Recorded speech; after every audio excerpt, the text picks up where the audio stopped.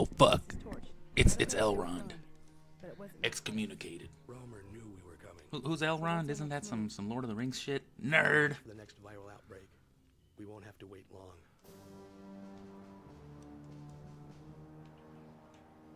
Logan's report was clear enough. We won't have to wait long. Teams assigned to this. Find Romer. I understand. Logan is my best agent. Find Romer. Tell him to bring me back my fucking Game Boy. We'll wait.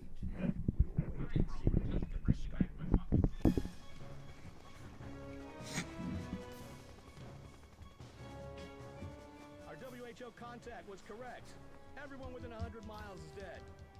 Not everyone. This man is still alive. How is that possible? It's not.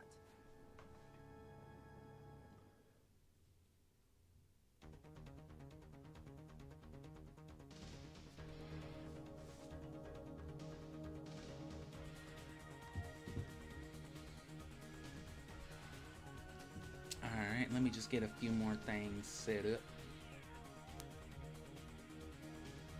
Like the turning on of my fan.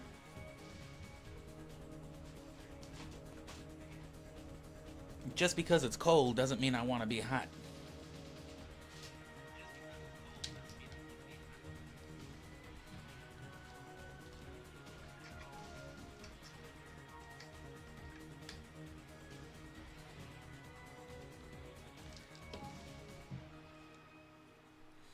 Yeah, it may seem a little counterproductive, but I like to keep the radiator on to keep the room warm, but I keep my fan on to keep me cool.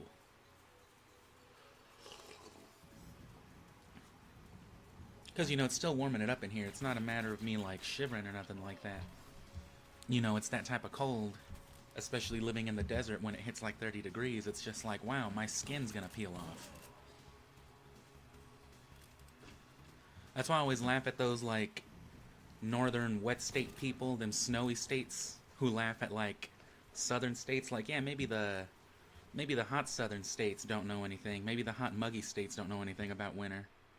But we know about some winter time in the desert. I'd say it's even worse off here. It can get almost as cold. Not always. It can, though. But worse than that, you know, we don't have fucking moisture here, is the difference. Like, yeah, it's fucking 20-something degrees over there, but you got nice fluffy snow and all this shit, self-insulating and all that nonsense. You don't get that in the desert. What you get is razor blades flying through the air.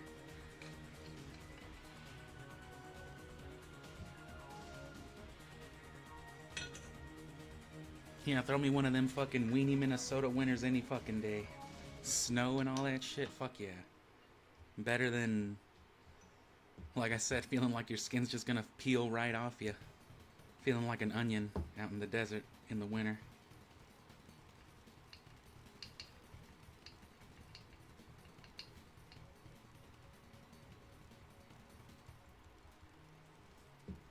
Which, you know, if I understand my geography, which I know very little of, I think that's what's supposed to make, you know, a lot of like these polar areas so cold too. Obviously not just the general, you know, stronger cold factor, but they get real dry around them places too, so you get the same kind of dry ass. Because again, it's not like it's actively snowing there. That shit is glacial. That shit is different.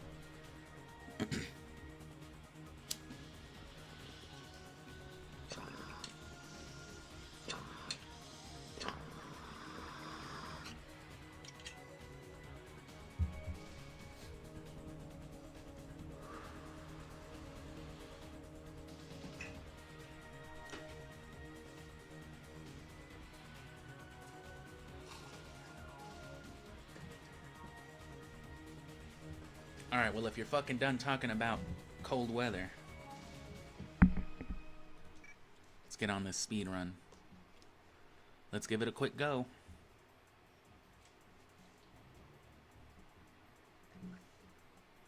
When does the operation begin? Our intelligence within the...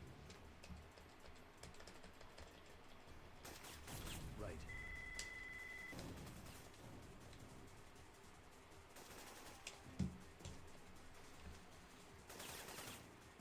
fucked up the Hawaiian roll. You saw me stutter.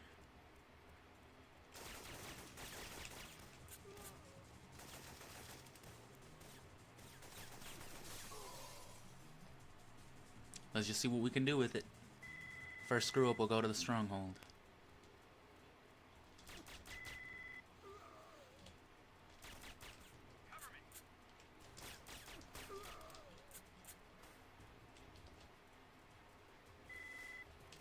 Man, that was good too. Kinda wish I'd been timing it.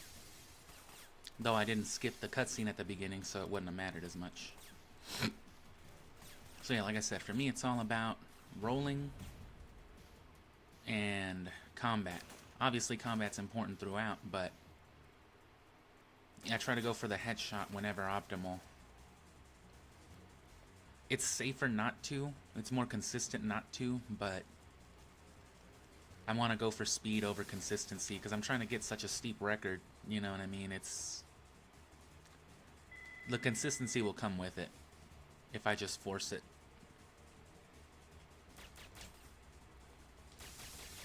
I've taken out Kravitz and destroyed the comm equipment, but I don't see their uplink dish. I'll trace it.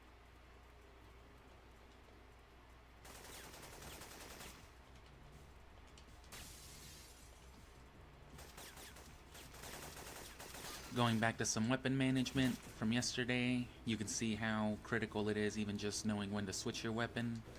Because you need the M16 for the interact skip right there and for this one right here, so you may as well switch into it while you're climbing down that window to also avoid that minor lagging lag. Bypass the subway security. The ramp in the first terminal should be cleared Can out. never get the turnaround.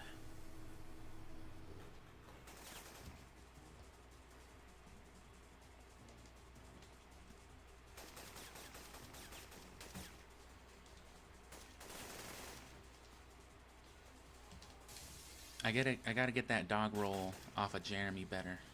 Because I can actually... I always fuck up the angle. And it's not that I can't do the roll.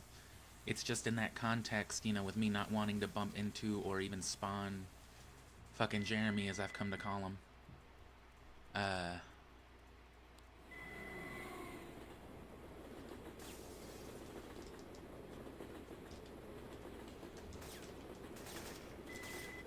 Beacon set. Tell CBDC I need to get the advance guys backwards down dog here. roll good too. Copy. They're on their way. For that part and for the... for this part, for the gas main specifically.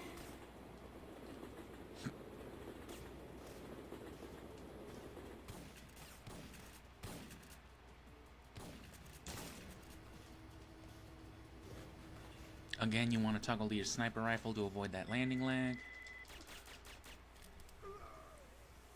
If you have M16 if you still have M16 ammo, I like to toggle 5 back to it. It doesn't really matter at that point though. It's just best to go to the sniper rifle because you don't have to worry about the reload animation. Trash can, pole, poster, and then the dude with the bomb. Gabe, what's happening? That was nice. I'm setting a beacon. Wait. The combat in the Stronghold that we're building up to, you know, the advanced combat Gabe! has actually been a big contributor too to really mastering those headshots. I've always been pretty good at them, but that was bad. But as long as you live, you shouldn't be taking any more damage in this stage group. Not unless you fucking suck. More than need to blow up in that passage.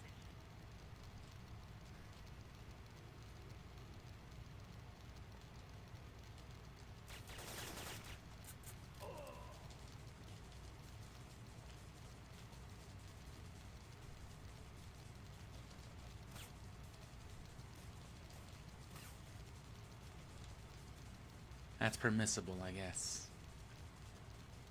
But that's it. The rest of everything else has to be great. Everything else in the first stage group pretty much has to be perfect. I don't have a permissible mistake until like the bunker again. I gotta get everything right up through like Benton and the ledge and all that. If I fuck up one of those things now, it's over. Hypothetically, I'm not really running it right now. Not even timing it.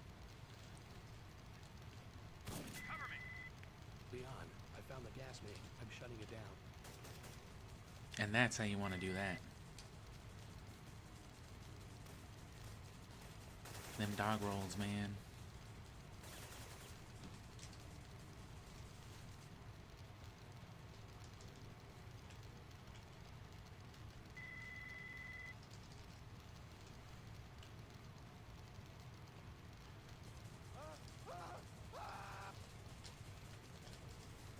And again, the fact that rolling carries momentum.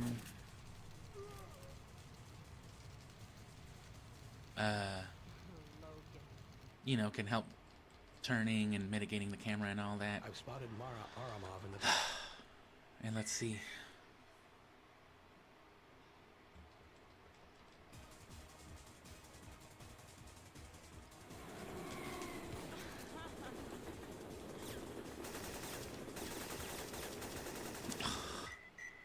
Alright, well, I'm gonna kill Mara just out of spite, but that's it.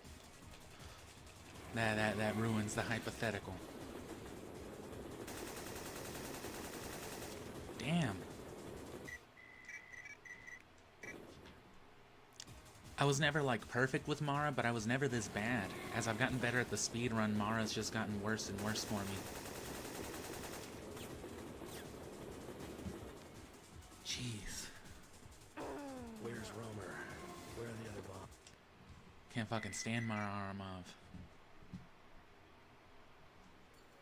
Mara Paratrutrovic.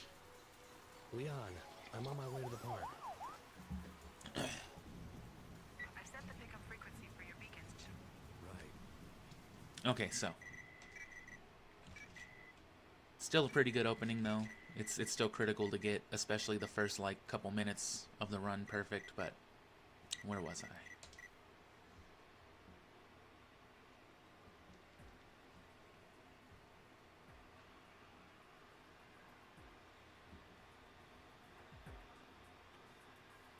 I think the game's a little too quiet.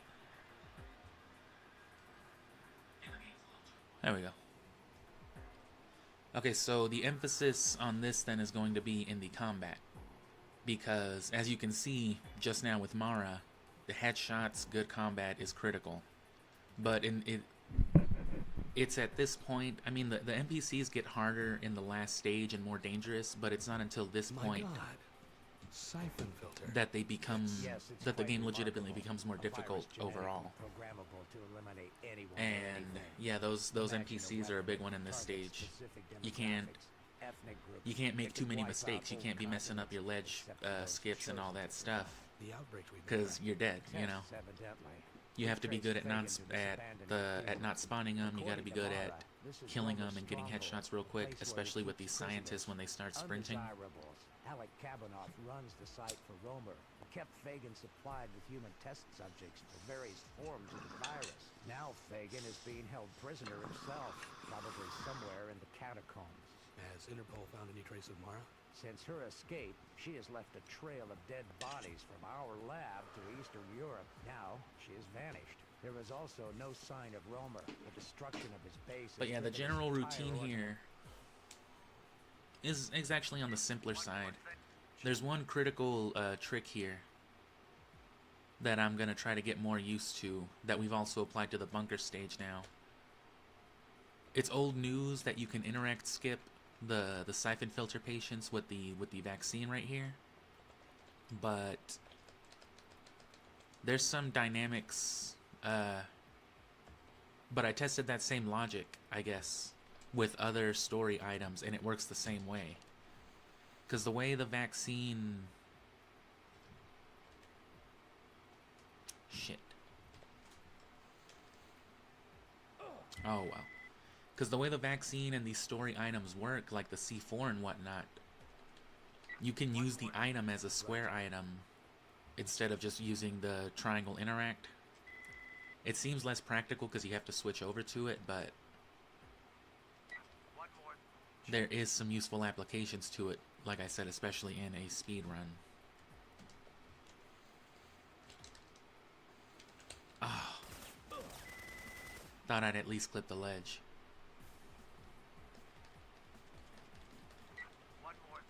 And this is another useful part of the palette swap rolling stuff.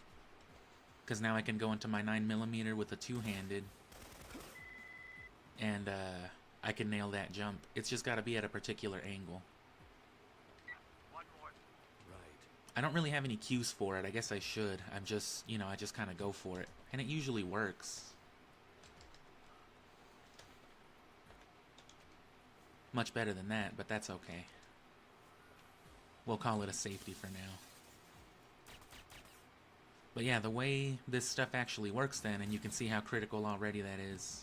Head shooting and strafing. Which we'll get more into that, but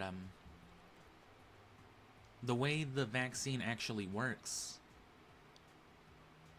is when these story items, when you use square with these story items near their interactable, it just acts as a triangle interact. So it's just like if you were pressing the triangle button anyway, just under weird circumstances. A useful side effect of that in this part right here is as soon as you walk into this room, Markinson calls you. So if I'm already holding the square button as if I were going to interact skip one of these patients, the second I touch them while that call is active, he'll answer the call for me, and I can go straight from that crouched position into this janky looking interact skip. But it's easy to fuck up and either just not do the interact skip at all, or do the double interact skip, because it mashes this input so fast. But if I can get it down, that'll save like another half a second, microsecond, something like that.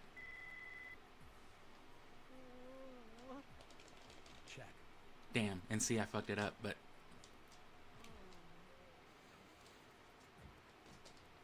And then again, here's another immediate instance of quick shooting if you want to do it. Because you're going to shoot a chandelier like this one, but off to the corner. So the easiest way to do it is to come in with a strafe. And I won't give you the play-by-play for the whole thing, because that's going to be its own thing later, but... You know, these are the sorts of things that make it necessary. Oh, fuck. You kind of got to trust the shot, too. Even if the reticle isn't where it feels like it's supposed to be, you know, it will be. And you can also interact skip these guys with a gunshot, but that's always dangerous. Because as you can see, you turn to face them even if you interact them from the side. It guarantees you won't shoot them on interact, but you know how this game likes to just fucking... Sometimes it's just like, damn, you killed a cancer patient, dude. What's wrong with you? Oh.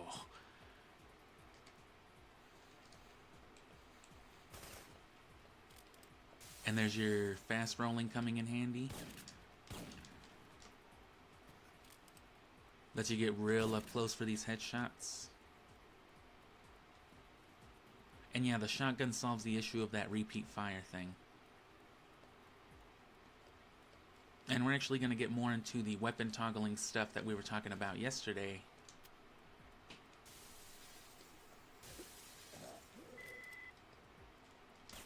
Ah, damn, I got the checkpoint before the PK-102. That's actually kind of bad in terms of, you know, now it's a longer checkpoint for that reason. Because you want the full PK-102 clip.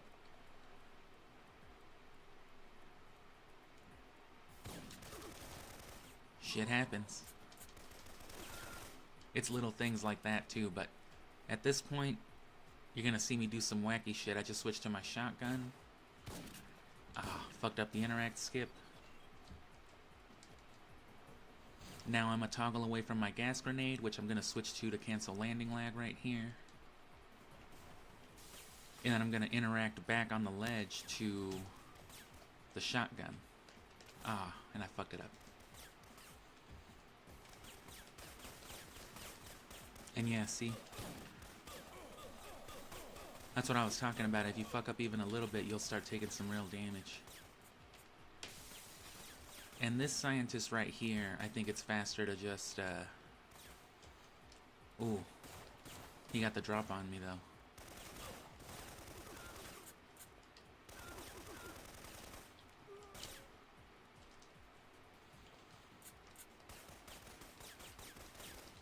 But yeah, combat heavy and movement heavy. You need to know how to get the fuck out of the way and how to just fucking... Ah. And especially, this goes double for the warehouse stages, because that's just... And there goes away that last checkpoint issue. Awesome. You want to be reloaded, you know, before you go to near any real interactables whenever possible. Another reason why, like, the sniper rifle is good, because it's usually got such little ammo.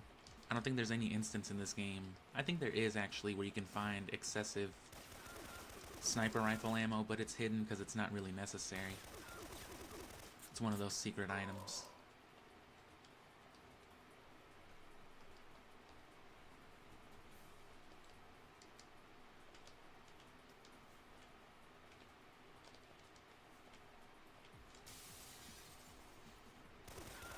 And that thing you saw me do in the window where, like, I shot a gas grenade, that's part of the pallet swap glitch. Damn. And see, it all adds up.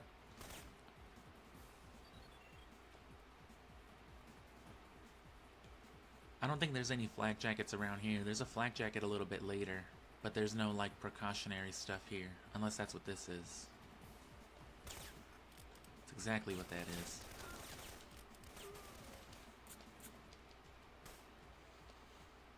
And like I said, I already talked about the rolls like a couple of days ago, but basically, just to recap, the reason I can get so close up with these headshots and do shit like that just to fucking pop, pop, pop and not miss is because I'm not doing a running roll, I'm doing the sneak thing, you know. I just speed it up. But it works. It lets you sneak real fast.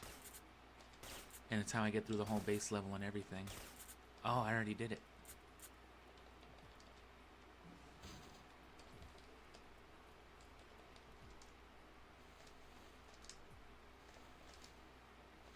And then anytime the palette swap is like necessary or, you know, useful, it all just contributes back to inventory and management and all that.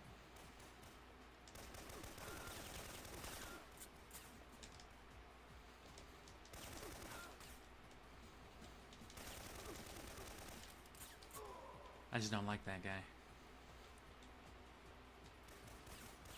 You can kill him way faster too, it's like good practice. Ugh.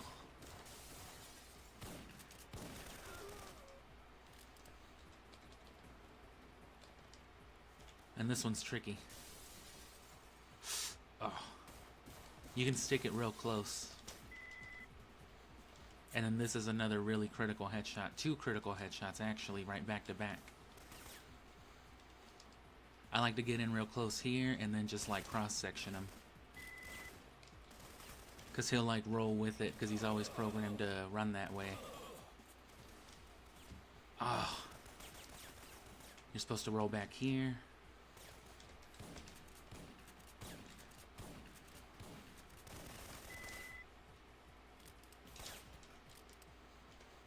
Probably didn't need the flak jacket, but...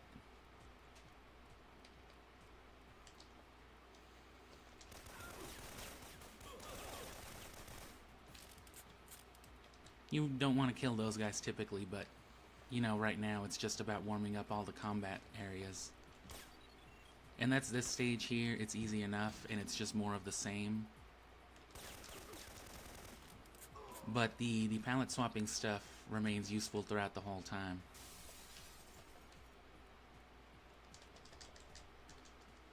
I think I just did something right there, and I gotta get used to doing that, because that'll come in handy in the last stage. You wouldn't think just running off a small ledge would be something as dangerous as it is in a speedrun, but it's one of the most critical things at certain points.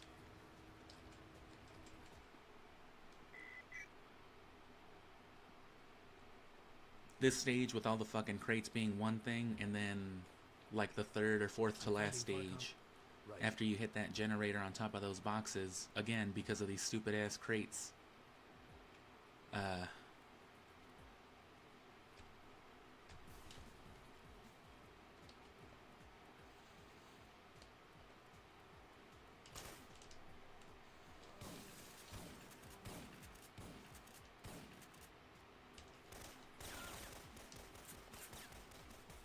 and then here, I mean, I only know this because I've seen it on the speedrun. I guess you're making noise. You're triggering those NPCs up there, you're triggering their fucking PTSD from the war. And if you look on the radar right there, the blue guy didn't come out, so I fucked up. But you should see a blue blip, and that'll be the scientist man experimenting on your grandpa. And then here you want to hit him with one of these. I don't know why it does all that crazy shit about it. And then same old, you want a shotgun.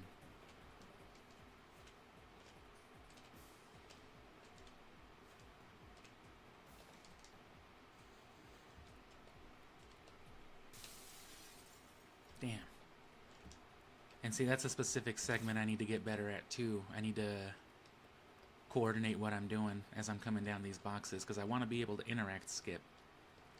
So in this case, it might be faster to just weapon toggle down, but I don't know.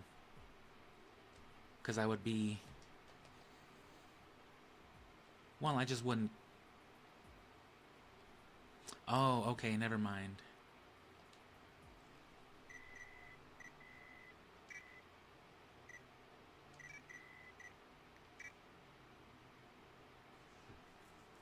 Yeah, the way I wanted to do it, you kind of need to just waste one. I'm finding Farcom. Check.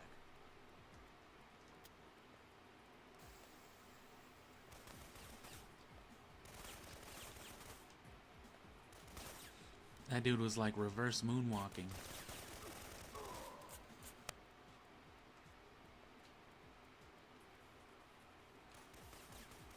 So yeah, I do that for a reason, and I'll get into that whenever I get to that part. Probably don't have to get all that close, or maybe it's because I didn't kill that other guy. There's already 3 NPCs. Oh no, okay, he's still there. So I did it right that time. It's just a matter of getting close enough for him to, I guess, hear the gunshots. And then yeah, shotgun. And then here's what I want to do. No, I fucked it up already. Yeah, after I do that, that's what I want to do.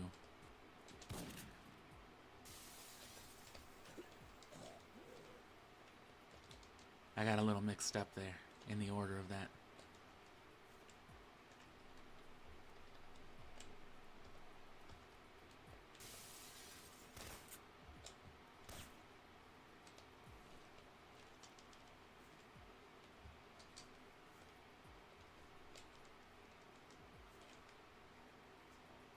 Oh yeah.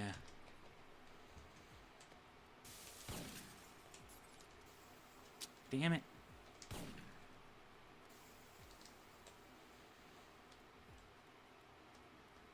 And you can see right there, you heard him cough. He's dead. And I'm dead. Okay. So all that nonsense is just related to the pallet swap and the grenade glitch revolving around it. Farcom and WHO shipping containers everywhere. Right. Pallet swapping, for the most part, is just what it is, right? You're switching to a weapon during an animation that doesn't actually, that shouldn't let you, you know, switch through your weapons. But like, it's hard to see them a lot of the time, but they all have their distinct models, you know, one-handed, two-handed variants, whatever. And all pallet swapping for the most part does, it just like, oh, I'm holding the 45 now, but I'm still holding the PK-102, but it's a different gun, you know. But because of these subtle dynamics in movement with this game, with especially with rolling, because you roll faster and farther while holding a two-handed weapon than a one-handed, it's always worth pallet swapping no matter what the context is, just so that you're always in two-handed mode and can roll faster, which makes your sneak rolling critical. Because if I'm holding a one-handed, look what happens when I try to be doing some sneak roll bullshit. Look at that little chug along. Look at that longer pause in between. It's notably much slower compared to doing it like this. I'm fast as fuck now, and I'm still holding the 9mm or whatever key weapon I need to be holding for whatever segment. One weird side effect, one weird usefulness of this is if you're holding grenades or any kind of story item, because they share an animation, right? I call it no-handed or unhanded because you're not actually holding anything. Palette swapping from this to anything that has an automatic firing thing, so anything that you can palette swap with, including the shotgun, you can't shoot with it, though I have gotten it to let me shoot like this before while I was just in regular ass running mode. I still have to review that footage so I can figure out why, because that could be really, really useful, because it would save me the time of doing that, you know. That stops you for like a pixel. But anyway, if you do that and then you shoot the weapon, you can only shoot in first person, but when you do, you throw a fucking grenade for some reason.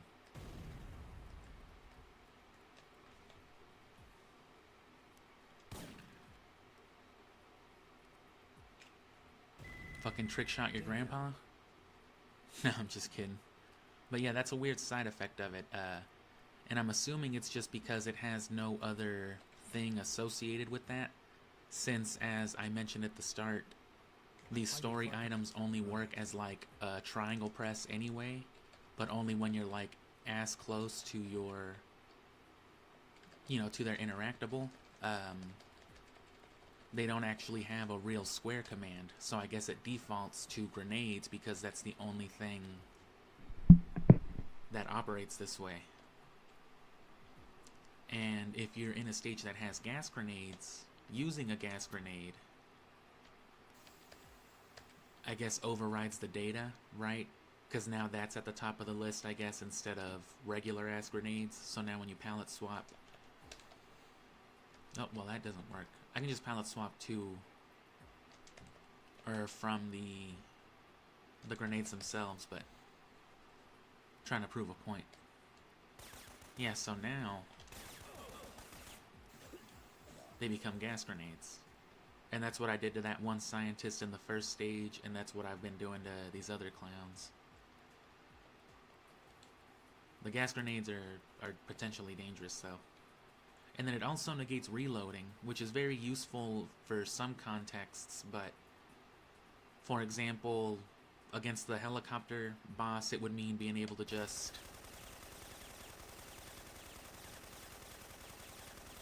unload on it.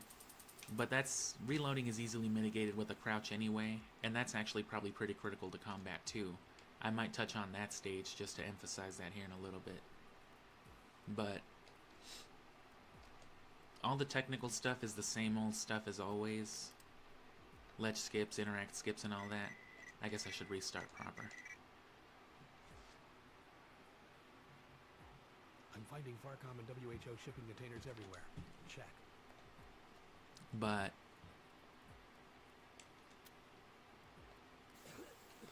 that's why you want to do that. That'll not only kill that dude, but that activates the gas grenade glitch for us here in a second.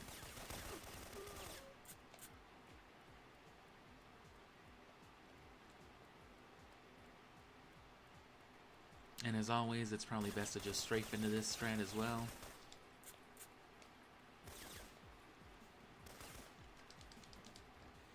Yep, there's the blue blip. It's my superhero name.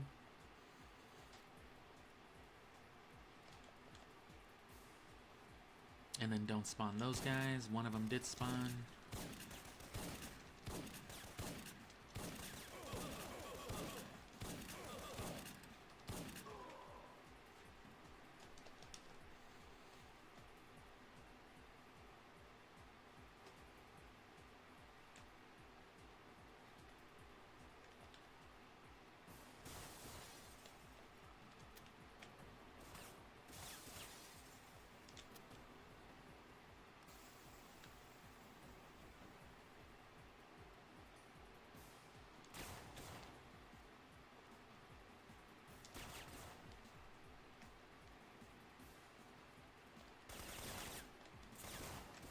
Wow.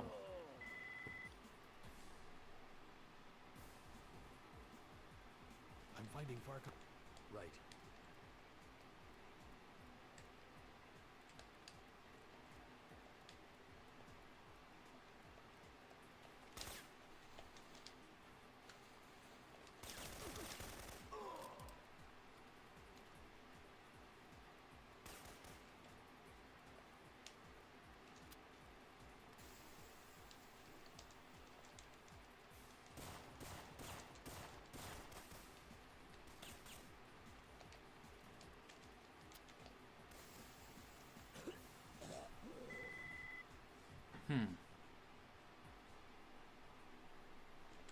finding Farcom. Check.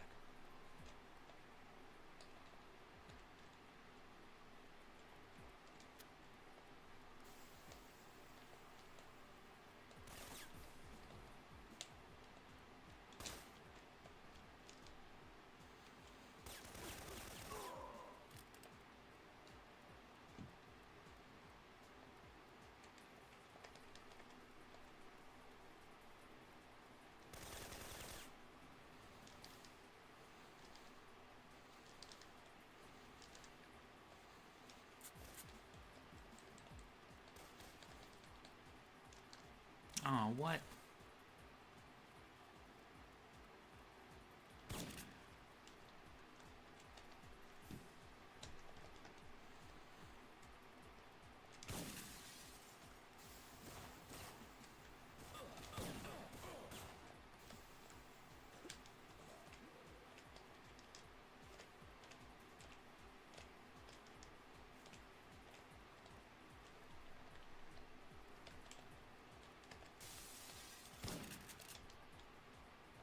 God damn it.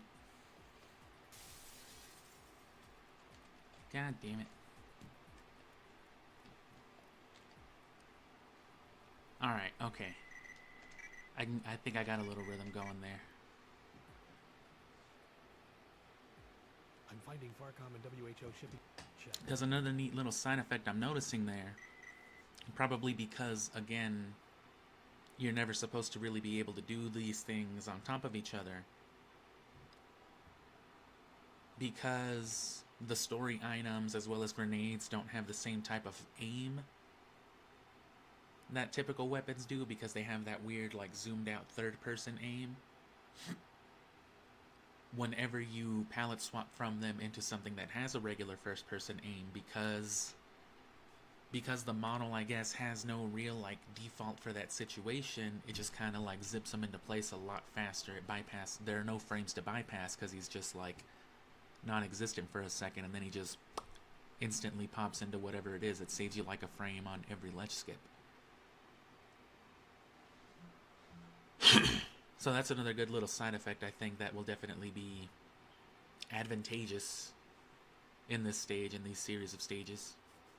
But also you want the gas grenade set up for that little part right there. The only problem with it then is, you know, you've got to switch back to a two-handed for, you know, for your faster rolls and movement and stuff like that, so you just got to mitigate it. And then once you go back down that ramp and across the corridor, that next little section's got another mandatory phone call with Markinson right next to a Syphonfilter patient, which that's a very fast way to skip that part too. So I'm going to try to do all that in one run as well. But I need more coffee. I'm finding Farcom and WHO shipping containers everywhere. Romer and Fagan must have been working on something big. Stay focused on the mission. Don't get distracted.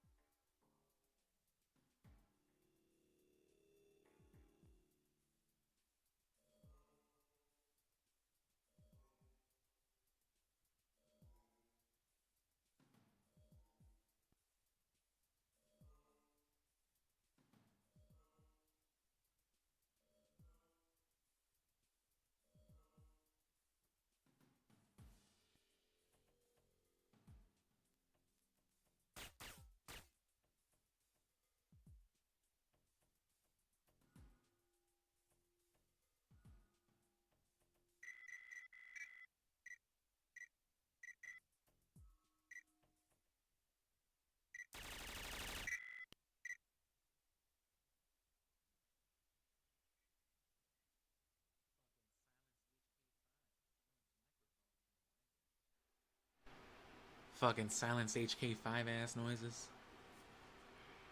Fucking silence HK5 ass noises. Fucking silence HK5 ass noises. We heard you the first time.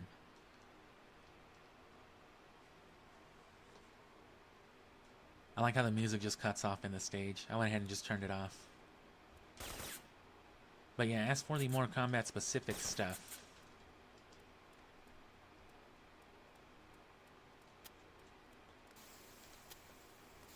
Yeah. Oh, that dude fucking just clean dodged both of them. I'm finding Farcom and WHO shipping containers everywhere. Right. Yeah, yeah, sure. That's okay.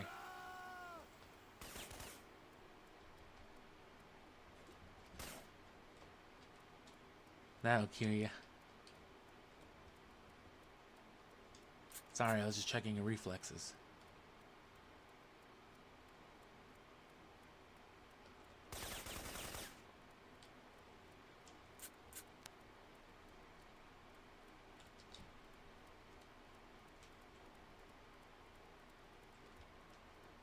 Fucking just footstep noises.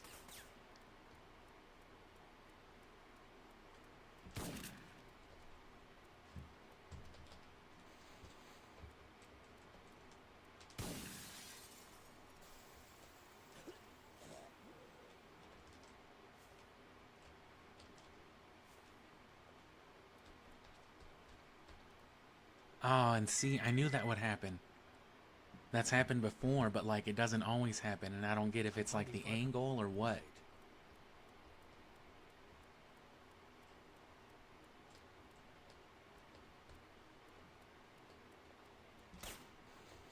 Damn it, I gotta stop turning around.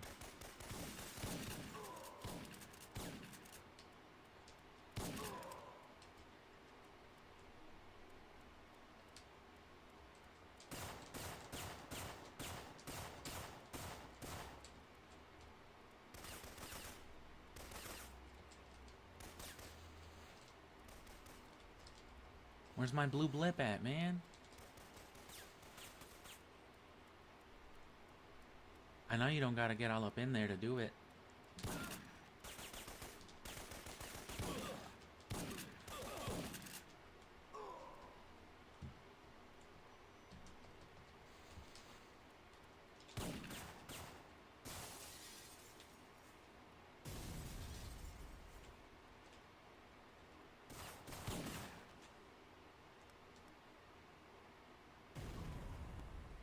Okay, I forgot to set up the gas grenade.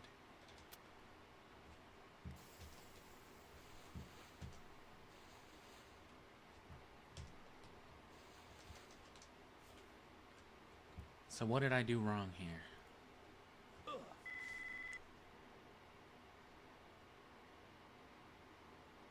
I'm finding Farcom. Check.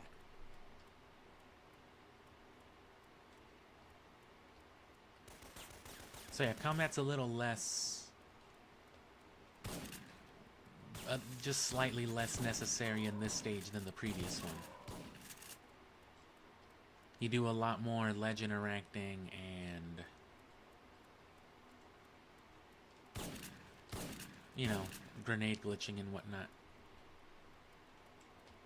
Come on.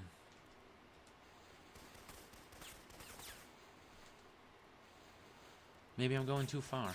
I don't know.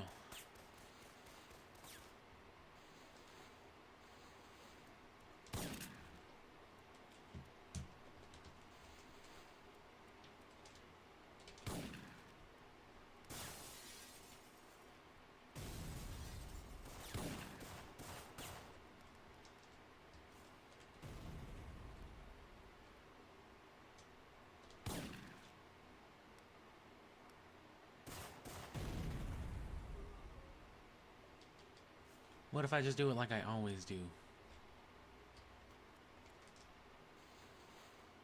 So I'll still die. What have I been doing different? Because I haven't been dying the last few times I did that. I'm finding Farcom and WHO shipping containers everywhere. Romer and Fagan. Tomb Raider and Metal Gear Solid, that's pretty accurate. A lot of people, a lot of Syphonfilter fans don't like the Metal Gear Solid comparison. And it is plenty different. This is definitely a lot more run and gun and action-y. Not really what Metal Gear was trying to do, but it's totally the same vibe though. Like, I don't get why people get so offended by the comparison. Tomb Raider is probably closer though, yeah. It's just, you know, what you lose in all the fancy platforming and stuff like that, you get in this weird, almost search action kind of gaming. Which isn't a bad thing, but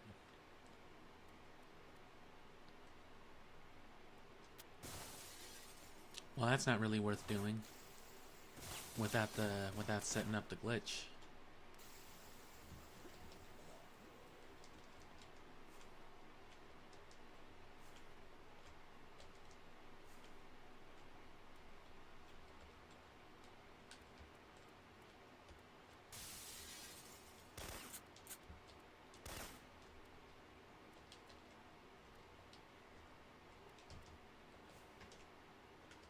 Oh, I almost went through it.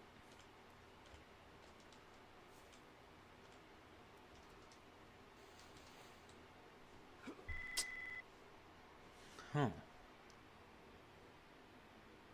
I'm finding Farcom and WHO shipping. Oh, aesthetics. Oh yeah, well, you know, PS1 game. This is an emulator right now though, but that's just because this is the closest and best performance I can get for the speedrun. I'm trying to get my hands on the right PS2 so that I can dump this European ROM onto a disc and run it with a fast disk speed. Which I'm pretty sure I can match those speeds with overclocking, but there's not enough rulings on all this stuff to know if that's considered cheating or not. Because it shouldn't be considered cheating if it's within the realm of possibility of native hardware. So if it's the same as like a fast disk PS2, then by all means it should be fair, but there's not, like I said, an official word on this. It's not like Sony officiates speedruns. At least not for Syphonfilter.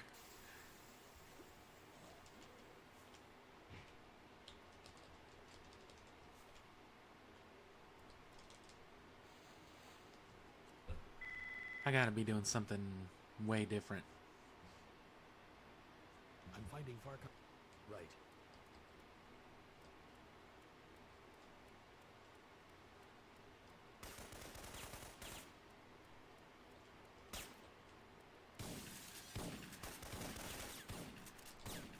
So yeah, that's one of the better ways to get a headshot, is to kind of wiggle back and forth into it, strafing in and out. You don't always want to go like wide strafe type of stuff if you don't want to do it. But you also have to be careful not to be really turning or doing too much when you go into it, because then you get those out of control camera angles.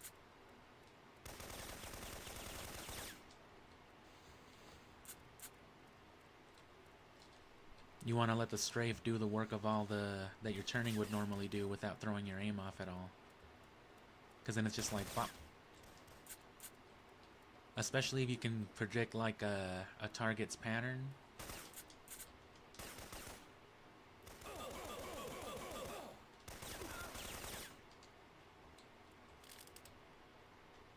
It's a good way to just line it up real easy.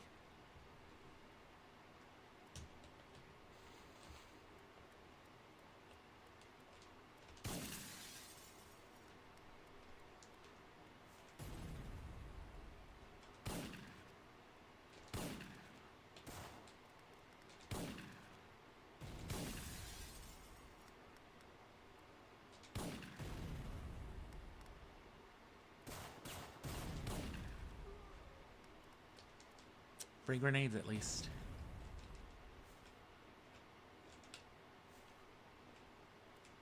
So maybe it's a matter of, like, angling. Because if I can just land right there.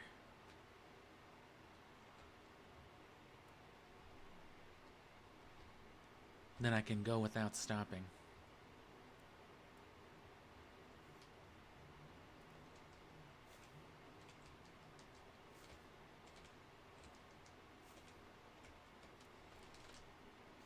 No, too far.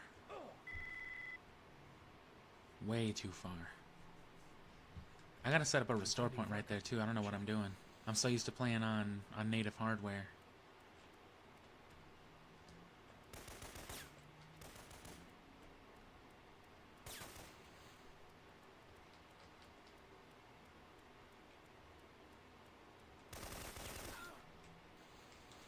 Ow.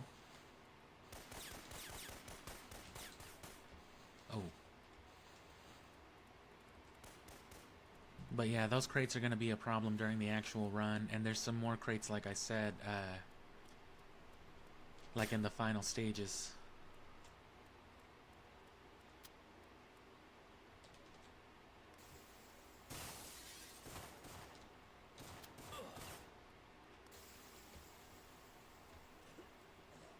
Well, shit. Oh.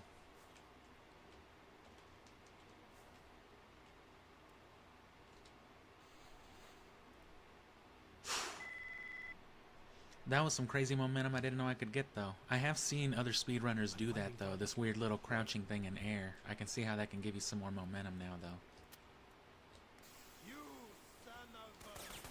You piece of shit.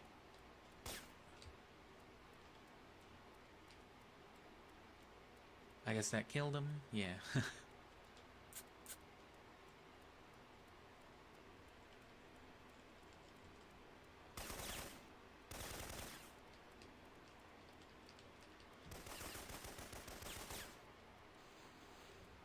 Streaming for the moment, because it's January and it's been nothing but Syphonfilter. I've been streaming pretty much every day.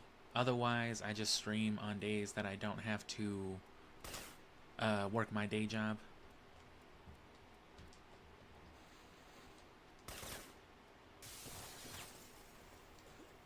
Which I post that, you know, on a week-to-week basis as I get my schedule. So for this week, it's tomorrow and the next couple of days. In the evenings, I'll be doing, tomorrow I'll be doing one more of these guided runs. I'll be covering the last group of stages, and I'll be covering all the more abstract parts of the speed run, things like momentum and things like that, which are really, really weird, or NPC spawning and audio flags and things like that, how detection works. All the stuff that is contingent on, like, everything that I've been doing right now in the last couple of days. The first day I covered rolling. The next day I covered, you know, the select button, toggling, and all the stuff. Because all of these things stack on top of each other. So I'll be doing a final one tomorrow at around the same time. And then that evening, around 6 p.m., 7 p.m. my time, which is mountain time, I'll be doing an actual full run, because right now my time on this game is still like 2 hours. Well, we can look at it right here, actually. Oh, well, there it is, yeah, 2:02. Which is more than double the current record. So that's not very good. It's not very bad for a second run.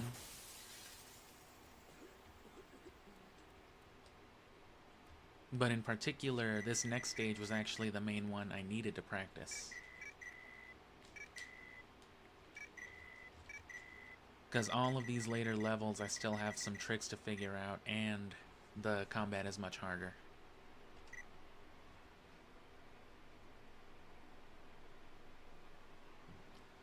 You can turn on notifications for the channel, but they're dependent on notifications for YouTube being on as well. Security has been breached. Roma has ordered the... And, you know, if you're like me and you hate YouTube sending you dumbass notifications for everything, half the time not even having to do with, like, any channel or content, you know, just like, hey, have you tried watching shorts or some stupid shit? Oh, and this will happen. This has happened to me once or twice before. I pray to God this doesn't happen during a fucking speed run.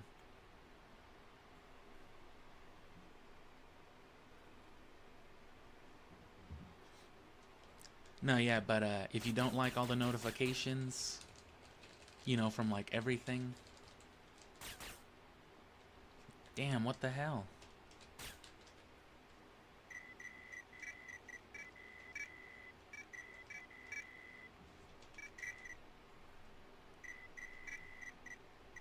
Oof.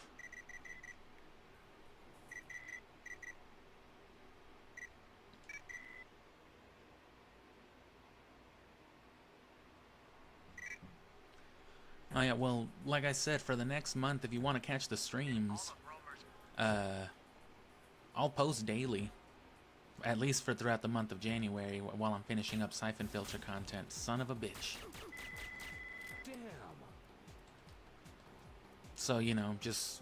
But if you don't want to miss, like, the start of the stream, if you want to watch it all the way through and stuff like that, yeah. I was streaming the actual games last month, and those abridgments, you know, in the same style as the videos you're used to, will be out, like, in a week or two. It's been taking me longer to edit because I've been doing this every day.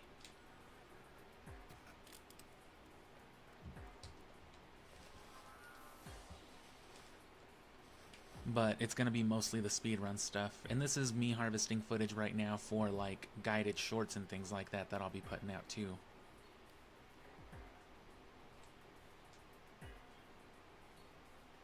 And then after this point, once these guided sessions are done for the rest of the month, for the remainder of the 2 weeks, it's going to be nothing but full runs. So I'm going to be very, very stressed out with this. The goal is to break at least an hour and a half within the next week, and then, you know, throughout the rest of the month, get the time down to at least somewhere within the neighborhood of an hour. Sub 70 at the absolute slowest. Ugh. Damn it. But see, things like that need to be really worked out.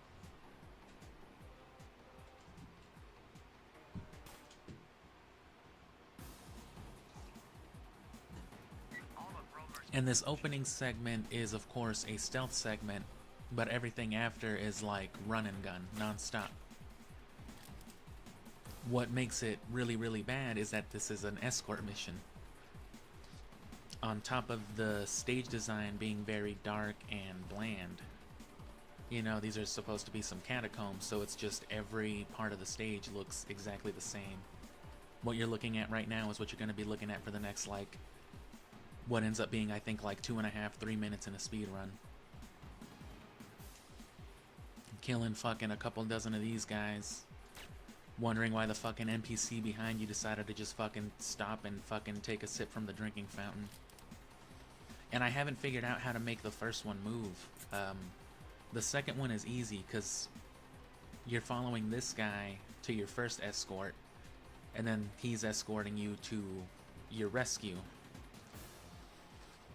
Damn, I slow rolled.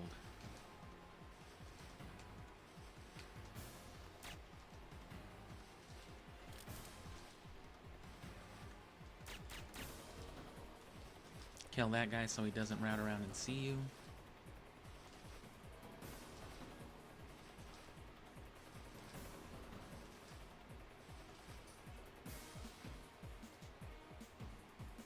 Oh, I despawned this man.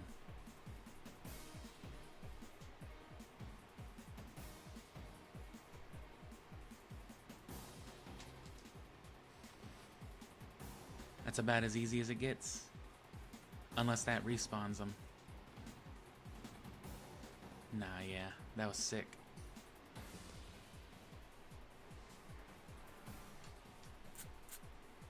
So this is the easy part. You just gotta wait this man out.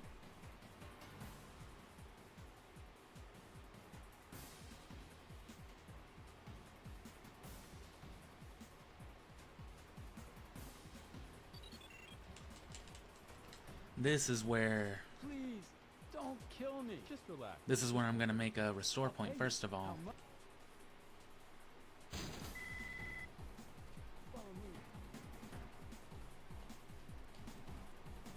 And he'll just take his sweet ass time, and then people will show up.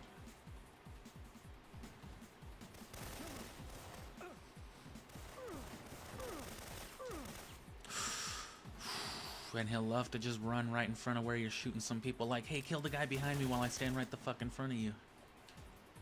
Which, of course, that'll kill the run. Leon's a little better, but she'll fucking hit you with some dog shit as well. It's easier to get her going. The problem with Leon is she'll sit here and try to fight each and every one of these fucking grown-ass men. So you have to shoot her in the ass like 6 times. to like trigger, I guess, her danger mode, and then she'll, you know, she'll really start to run out of there. But then, you know, you still got these guys to deal with, and you never know which ones have flak jackets or not. I guess you can, but I haven't memorized all that yet.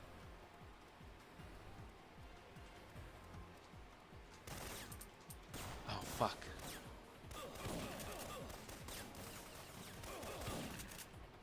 No.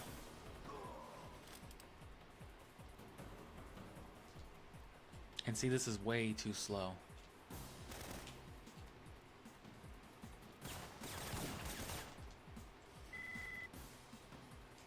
Well, I know where I am now, at least, though.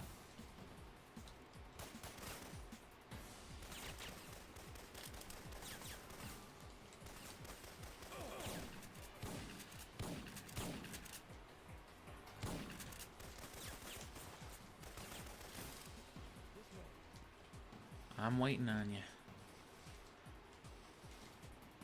So that part's easy enough. And then I think you go this way here. But you can't get too far away. You can't let him get too far ahead. You can't fucking sit here on these guys.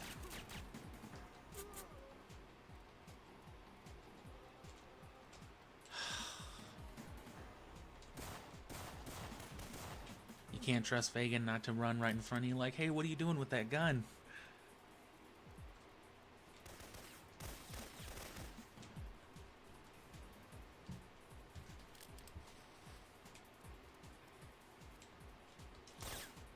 Oh, fuck. No!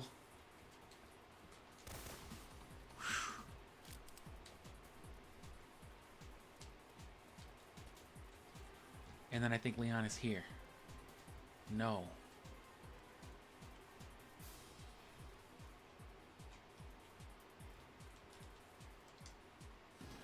Lost track of Fagin. I got too excited. Yeah, there's the other staircase still.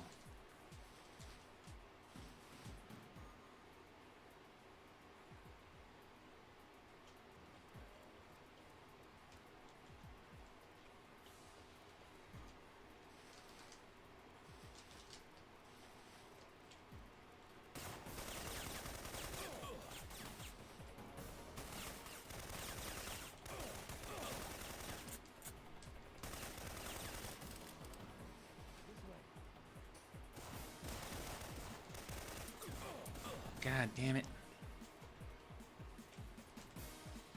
Fucking get out of the way, Fagin. And yeah, you can see why this is a problem right here. Motherfucker loves to just get in the way and then run right towards the bullets.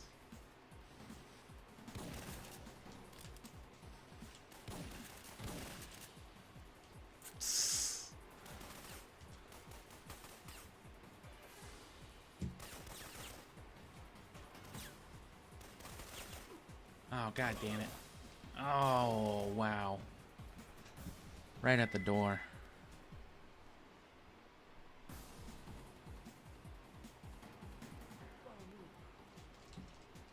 Follow me.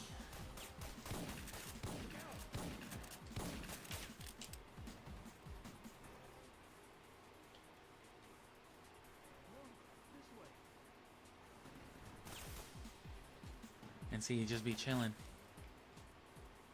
You gotta make sure to kill some people.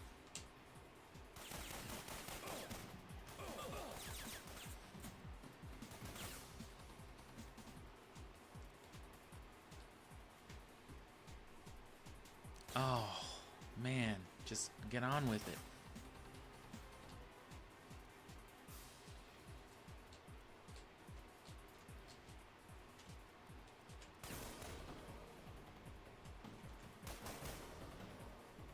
Yeah, this is gonna cause me a lot of slowdown.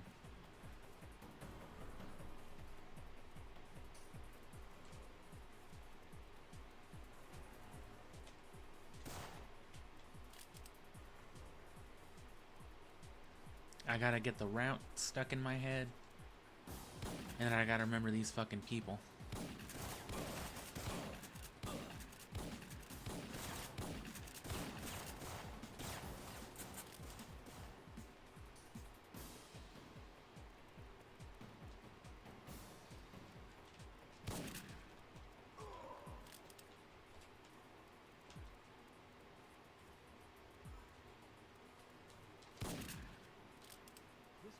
I don't think I really have to remember the path. I just have to keep the general shape in mind, because it's obviously like just a square that they're running you through.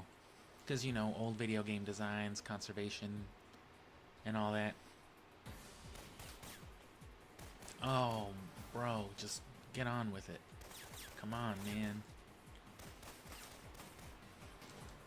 But anyway, yeah, I just need to keep my awareness about me.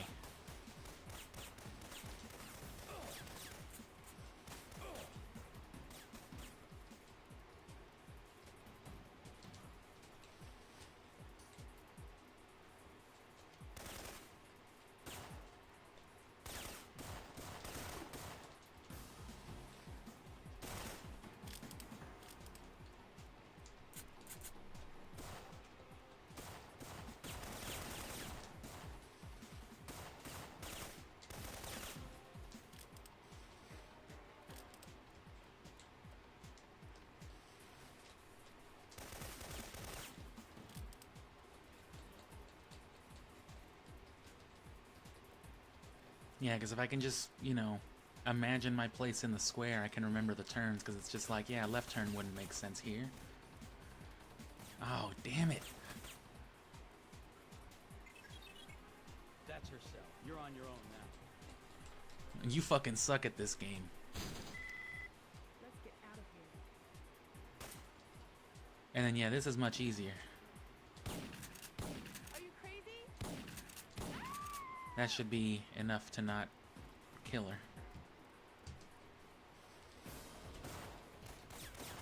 See, if you hadn't wounded her, she'd just be standing dead in the middle of those men trying to shoot each one of them in the face. And Leon will more so lead the way, because she'll actually haul some ass out of here.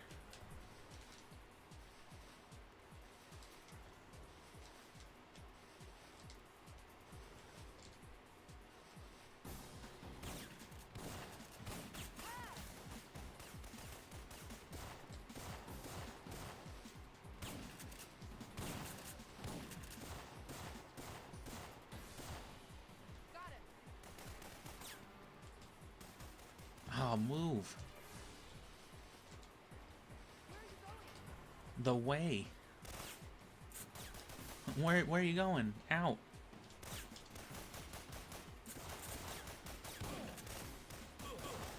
Oh. See, there goes Leon trying to run right up in the way of some bullets. They gotta be programmed to do that shit. Like, oops, you weren't careful enough.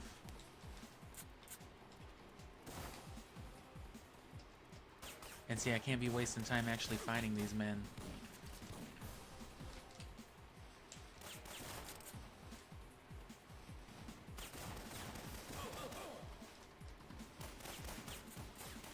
They love to take the dumbest routes, too. Like, bro, why didn't you just go to the left? Trust me, I know where I'm going.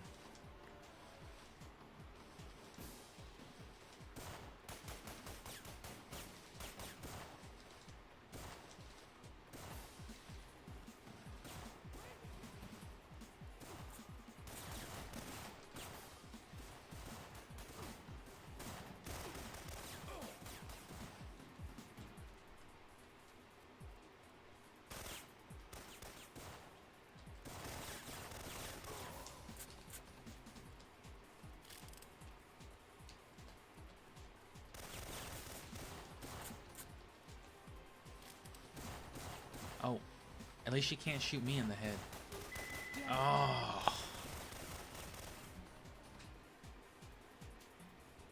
Yeah, this is very much a problem area. Because it's getting Fagin to move, it's getting Leon to move, it's not, Let's get out of here. you know, letting them fucking get in the way of your headshot and killing themselves. Are you crazy?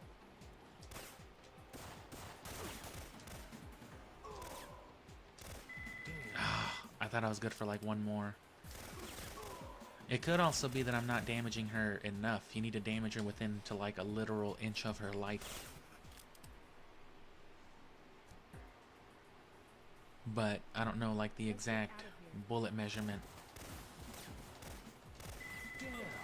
So definitely less than 8.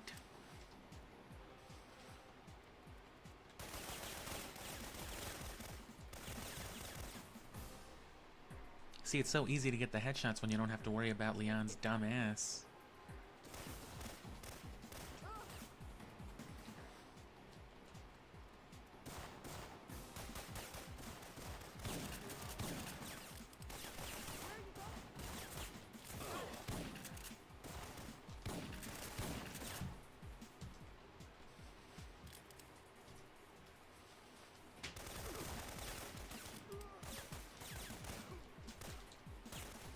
I kind of got confused because I forgot it was a checkpoint. I was like, wait, aren't we supposed to go to the stairs?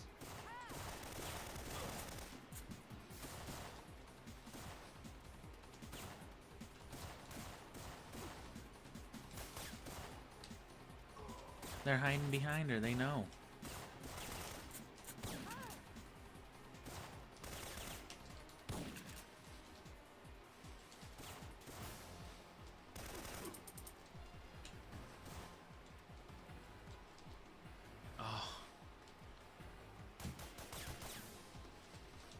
Oh, is this it?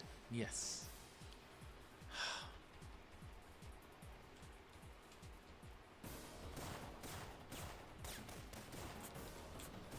Fuck whatever she's talking about. Please. Yes, because the segment itself, done properly, shouldn't be all that long, because it's just a few turns, but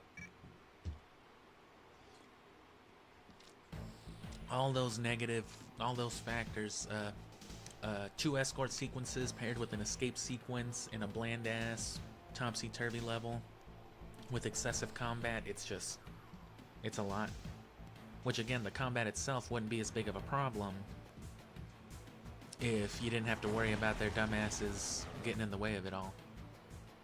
And then tomorrow I'll do more with this group of stages. Like I said, there's a few specific tricks that need to be learned here.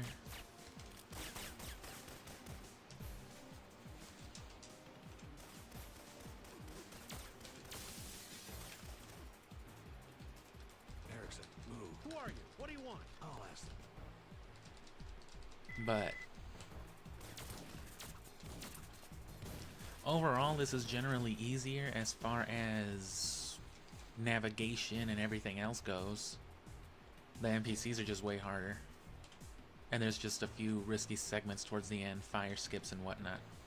Which of course means mitigating health and armor up to that point so that you don't die from those fire skips, because you will take damage from them. There's no way to not take even a little bit of damage from some of these major skips, but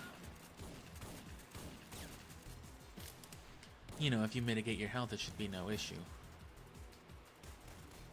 I think you're supposed to blow up those tankers so that way they don't blow them up on the way out.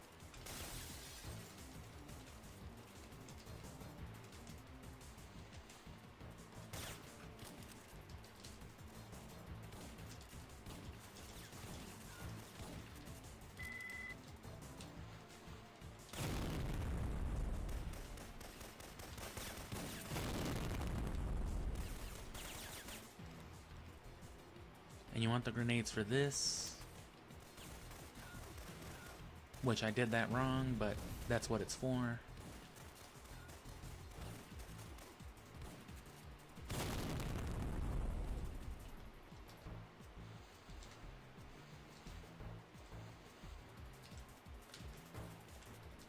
And as you can see, it's just more of the same. It's just being good at it. This is the get good part of the speed run. There's no more real tricks or anything to learn. There's some context-specific stuff to do, yeah, but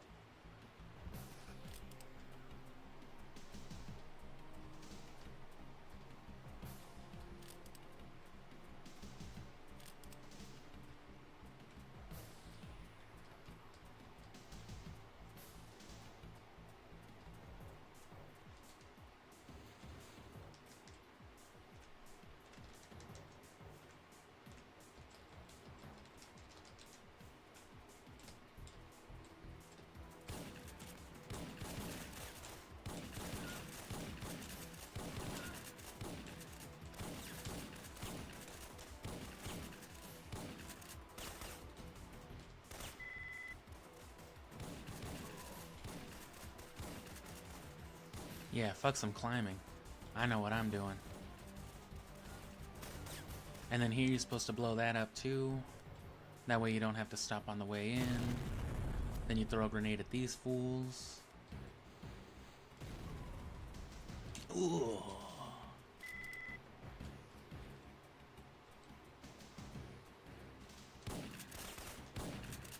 Hit him with the old Kravitz strat.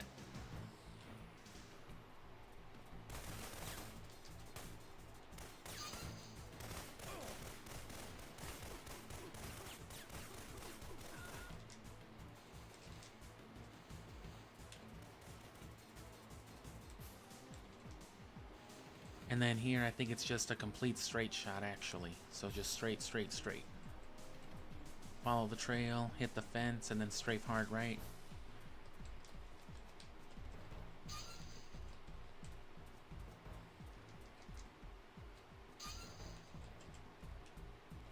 And then what is this part? This isn't the end yet.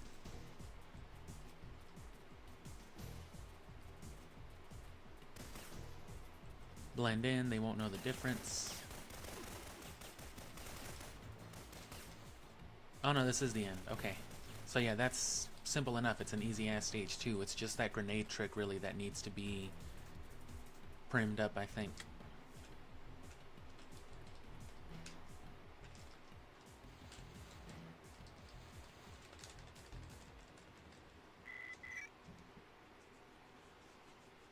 So as you can, yeah, so navigation-wise, everything else, like I said, you could see how much simpler that was compared to the catacombs just now. I found shipping benefits for But that's because this just boils down to skill, really. Leon. And in terms of skill, I'm pretty much got it covered, but I am lacking in a certain couple of areas that are crucial again to the speedrun. Those are mostly context-specific things, though, so... Ah, he ducked it. But yeah, so the main thing is just general camera movement and stuff like that. I didn't really cover anything in specific, but as far as like tricks go, like I said, the little wiggle when it comes to... That's who it is. The little wiggle that you get from your strafe in your first person aim, that's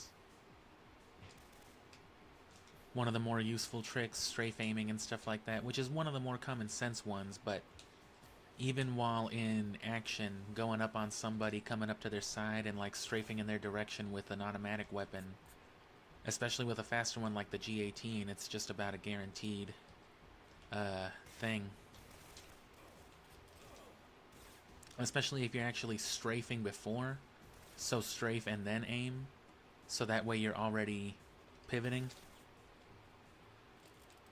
It doesn't give them time to react, because you're going with the motion of it. And in these stages where every other motherfucker has a flak jacket, it's obviously quite essential. But it starts becoming more critical even from the beginning. And from what I can tell, I'll need to track, I guess, the actual discrete times, but strafing and such does seem to provide a small boost in speed, at least as far as initial momentum goes. And it becomes a lot more noticeable when you stack it with other things, which that's the stuff we'll be covering tomorrow, is all the momentum stuff. I got into it a little bit already with rolling, but if you stack the momentum that rolling carries with the acceleration you get from dropping off ledges, and the way that rolling itself maintains all that momentum, you can get real funky long-range rolls with it. Cover all kinds of ground. Which is good for covering gaps at certain parts of the stage. Especially in the Stronghold, though. The only issue then comes with a lot of those crated segments. A lot of areas where you have to drop down from things like this. They're high up enough to kill you, and if you carry momentum, you'll go straight from a ledge right over one of these guys onto the ground, and which is exactly what happened in the Stronghold earlier. And then beyond that, there's critical segments after this. Warehouse 76, right off the bat, the whole stage is on fire. So it's a very quick one to get through, but you have to have like basically full health and armor to do it right. Either that or perfect inputs every time. And of course I'm low on weapons. And I think it's that one right there, yeah. So yeah, you just gotta fucking run up in here, and it's just a straight shot through the blaze.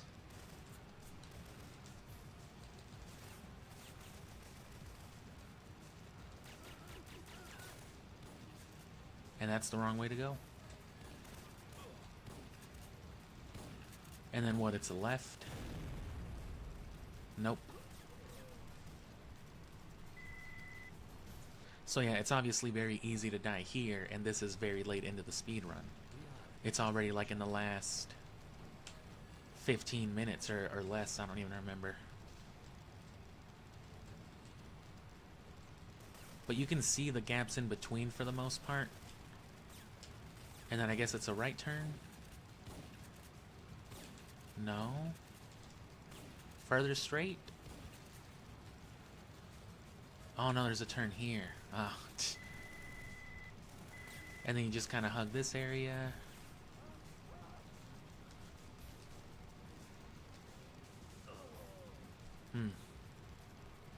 And see, that's another whole ass skip right there.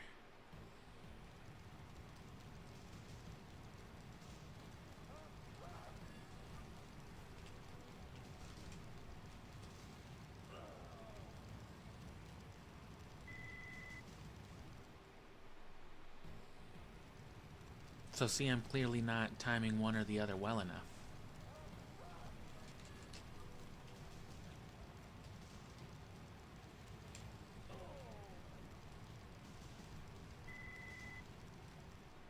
So yeah, this is more context-specific stuff. There's not really any kind of sophisticated dynamic to that. It's just, you know, getting better at it.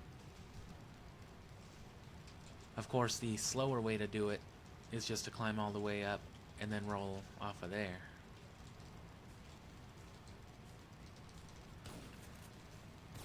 And you gotta watch the corner fire here. You can't hug the corner too close coming into here.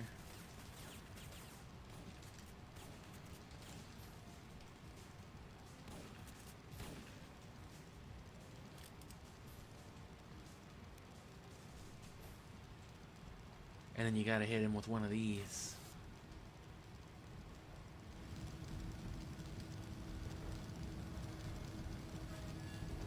Let it stay up for a sec, and then... And see, that's... Yeah, it has to be going down. See, I fucked it up both ways. I not only died by the fire, but I also went in too early, and as a safety, the elevator stopped triggering. Because you're supposed to go and do some other shit first. Or I think you're just supposed to escape, yeah. But it wants you going a different way, obviously, so... Anyway, that's gonna be the perfect place to cover all the momentum stuff with it, though, because that's integral to being able to move fast and far enough to get through some of these fire skips.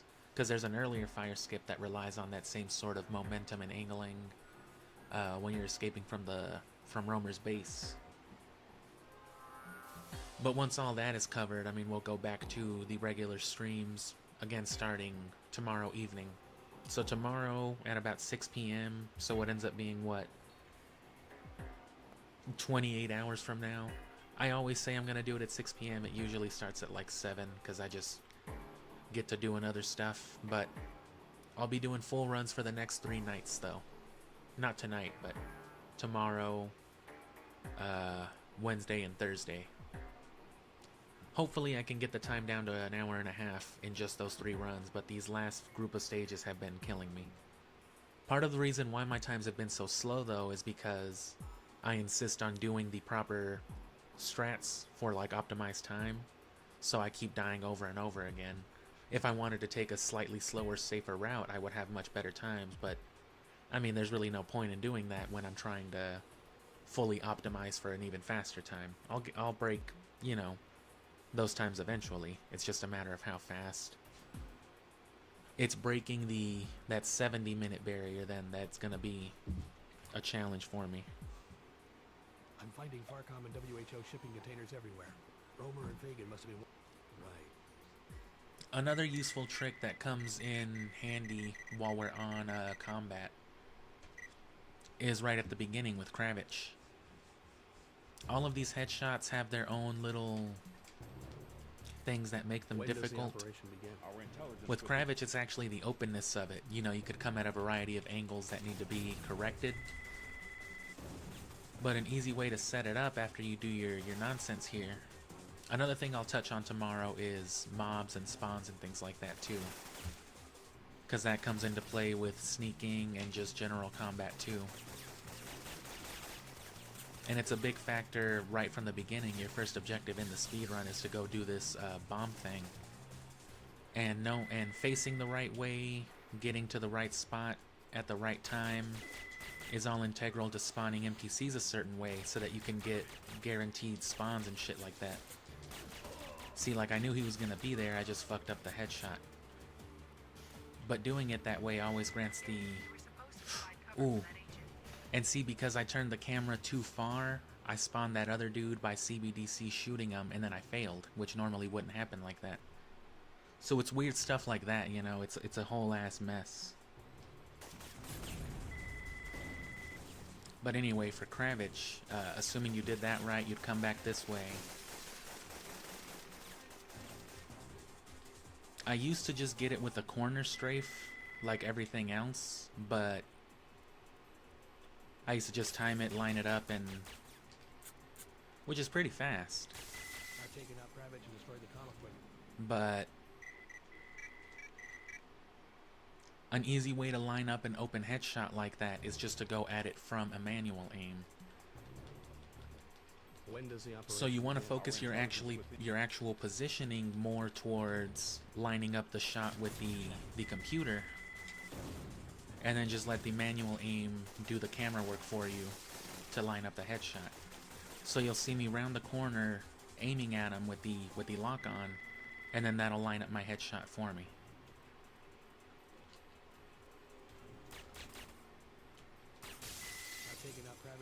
And then all I have to worry about is getting in the right position so that I can strafe into the comm shot. And see, it doesn't always work. It's not always... well, it doesn't work in every general context, I should say. Because it will always work, but you have to give it time to line up. And that's probably the only beneficial time in a speed run that you do that.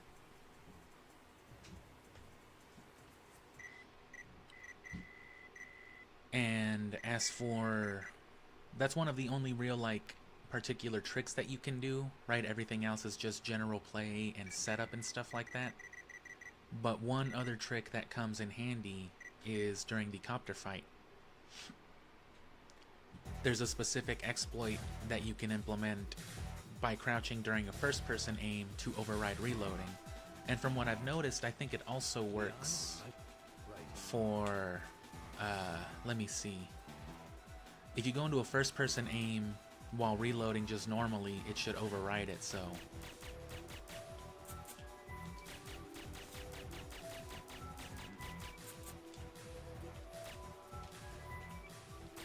maybe not.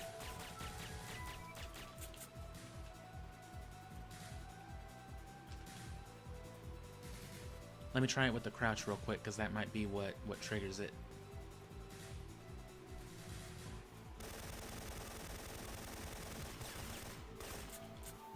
Okay, no. So never mind. It's probably just one of those weird, once-in-a-while type of bugs with Syphonfilter. So you spawn the helicopter,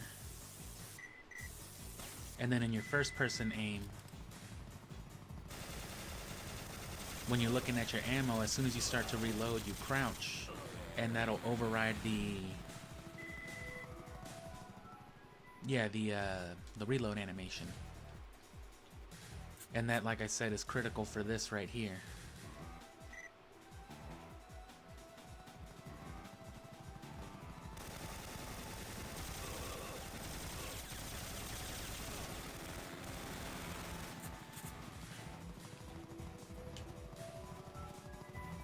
Wait for it to line up somewhere. Peek around the corner, and then they do the same thing. And then look at my ammo, and then watch me duck.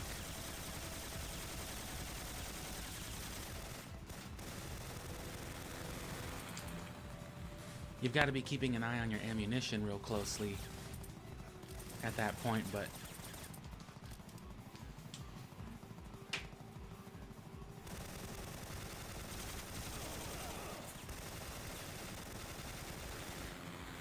that's a critical part of doing that speedrun fast, which even then I fucked it up. You can get it in what they call a one cycle. So it comes up the first time, you shoot it until it starts steaming, it goes off, and then you blow it up as soon as it drops that first batch of goons on you. And then of course there's the fire skip. It's potentially dangerous and can ruin the run, but I feel like I've gotten it down for the most part. I still fuck it up every now and then, but I get it more often than not. I probably just didn't have the health for it there.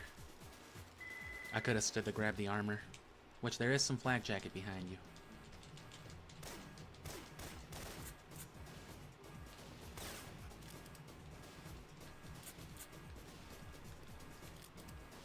So those are really some of the only like combat specific tricks. Another thing that I like to implement, especially with automatic weapons like this, I don't just hold the button, I mash it. Cause reloading it seems to like reload the animation, I guess. Ooh, I fucked it up. See? You still always fuck things up.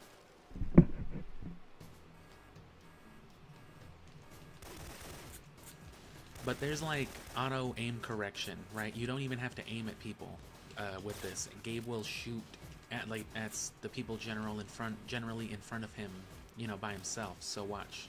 I can be strafing and he'll shoot at that dude anyway. It's not that I'm lining up my walking angle perfectly. Gabe is just, you know, auto aiming.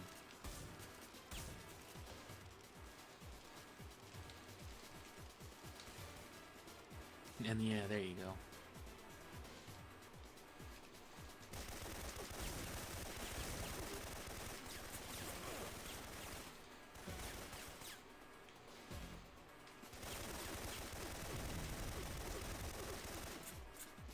But yeah, there seems to be like a general aim correction mechanic that is based off of, you know?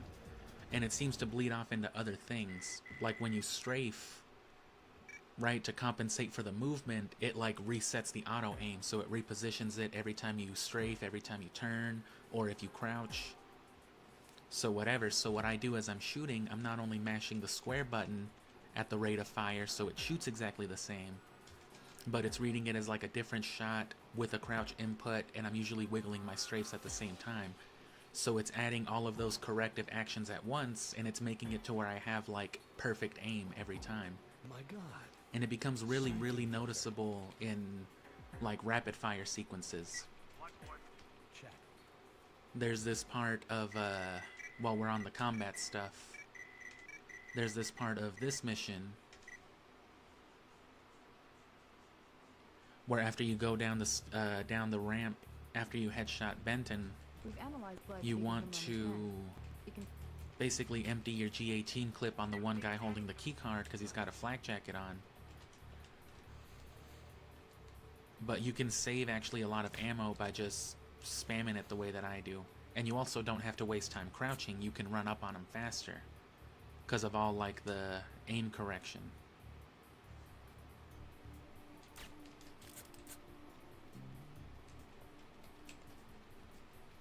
And then of course this rolling and pallet swapping setup also helps line up the Benton shot perfectly for me. I still need to practice it, but you know, it usually lines up. Ah, that fucking dude.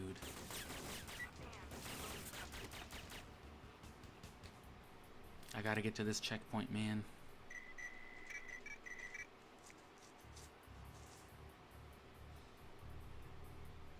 Fagan's heading. Right.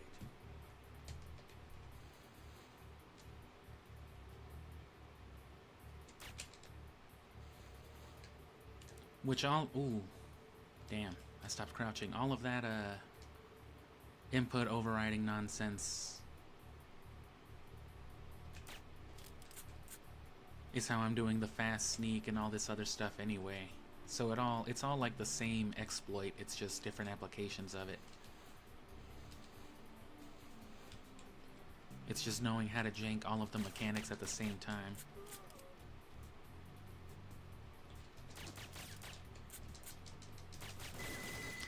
come on, dude. You couldn't have been cool? That guy's never a problem.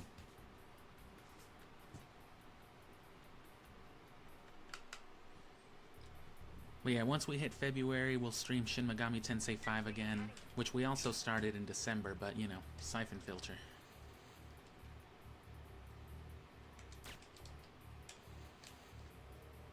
On a side note, all my Sonic guides and my Sonic videos and stuff have been kind of keeping the channel at least afloat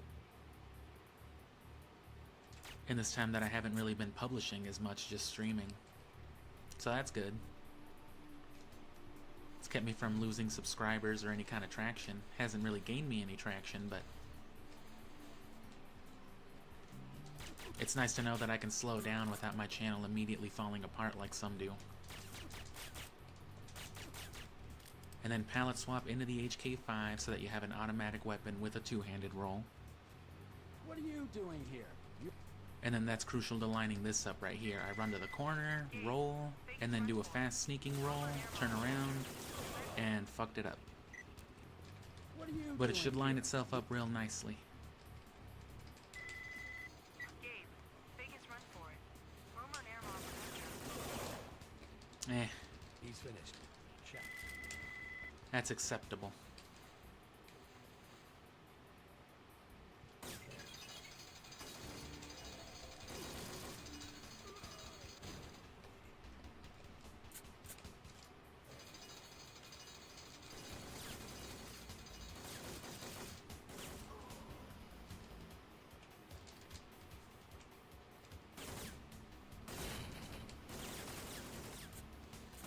And you can hit a running roll out of that aim. I just fuck it up more often than not. Ah. And then, yeah, do your weapon toggle and watch me hit the fucking G18 right here.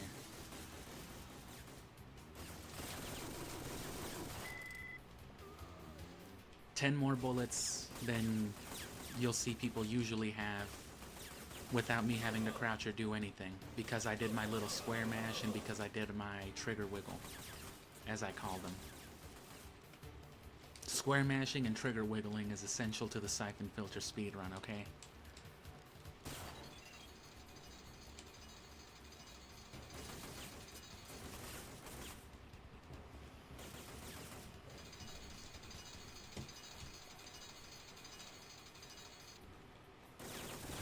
Oh.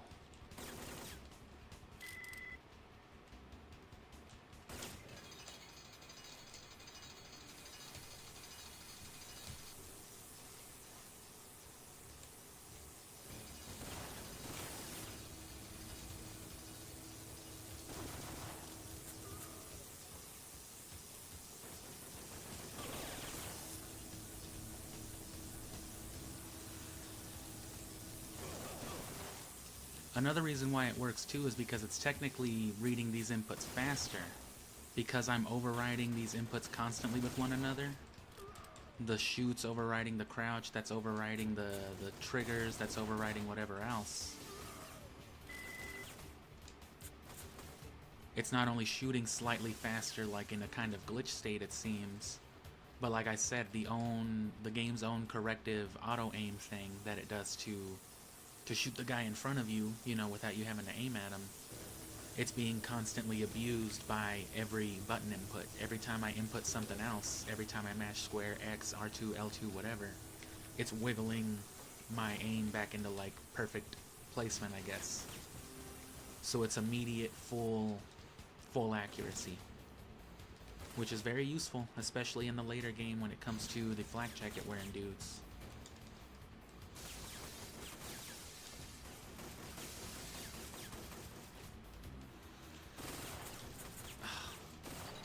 And then as far as general movement goes, strafing is critical. There's not really any trick to it, it's just, you know, you just gotta get good at it.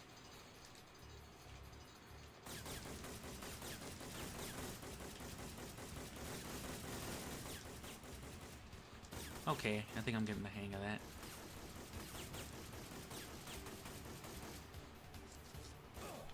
Oh, damn, he shot me. me smoke real quick before I tackle this last level, and then I'll call it for the day while I think about another thing or two to talk about with the combat. Palette swapping again in general. Having a two-handed automatic weapon is always the best option. A two-handed rapid-fire weapon, I should say. So in stages where you don't have something like the PK-102 or the M16, even if you have something like the HK-5 or the G18, you can still palette swap into them, making them two-handed full-auto weapons.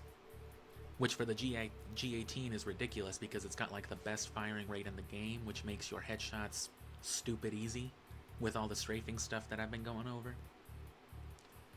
But having it as a two-handed means that you get your really fast high mobility rolling in between, because you don't have to roll with your one-handed weapon.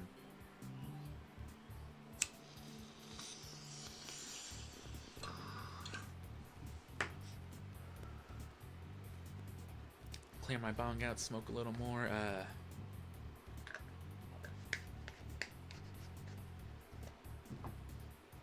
I can't think of too many other combat-specific things that don't have to do with just general movement, you know.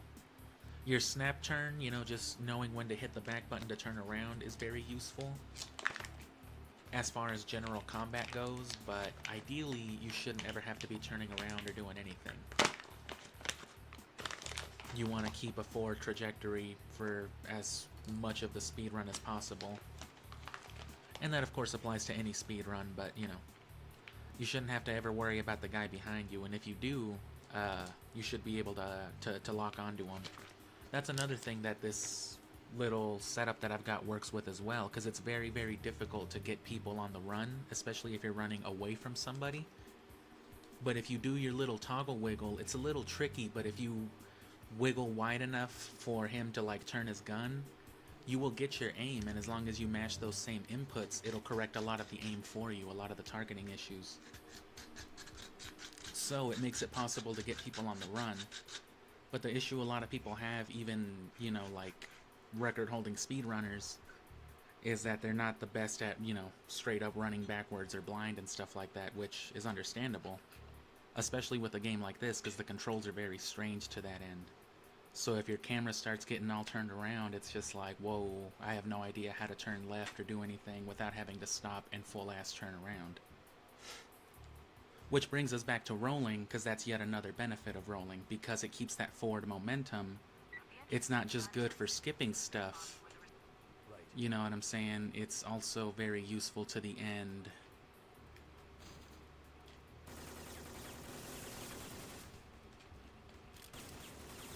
Oh, it's very useful to the end of,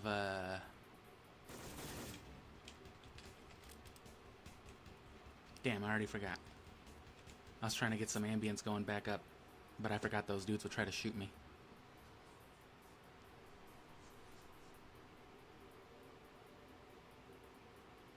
But yeah, you know, it's, you don't really want to be turning around too much, but part of the benefit of rolling, like I said, it not only helps with skips, but if you need to, like, do a hard turn while running and you don't want to stop, it carries your forward momentum so you don't lose acceleration in a roll. So if you need to hard turn around, you can mash your strafes with it and your back command, and that lets you, bam, hit a little run around. So if you're shooting somebody behind you, let me target onto one of these fools, and you need to correct the camera, right, you'd be running this way, bam, bam, bam, and then you can just fucking roll about it. Use the D-pad to correct your camera, and then use your strafes to correct your actual positioning without it ever having to cost you any kind of forward movement. And of course that is further enabled by having a two-handed weapon, making it all the more beneficial to have your two-handed stuff. So palette swapping is going to be my big thing for this speedrun. I'm going to try to benefit from it as much as I can. So I think understanding the momentum factors that I'm going to go over tomorrow is going to be the biggest part of it. Because, you know, I might even be able to open up a new skip or two. The way that this fast roll affects enemy detection as well has definitely made some headshots a lot easier, because it lets you get, like, literally right in someone's face before you shoot them, you know? And it also acts as a safety measure, because if you fall off of something in a roll, you can, as long as you land the roll, it'll still act as a way to cancel landing lag, and it's an easy thing to do to just continuously roll into something else without ever losing momentum for anything.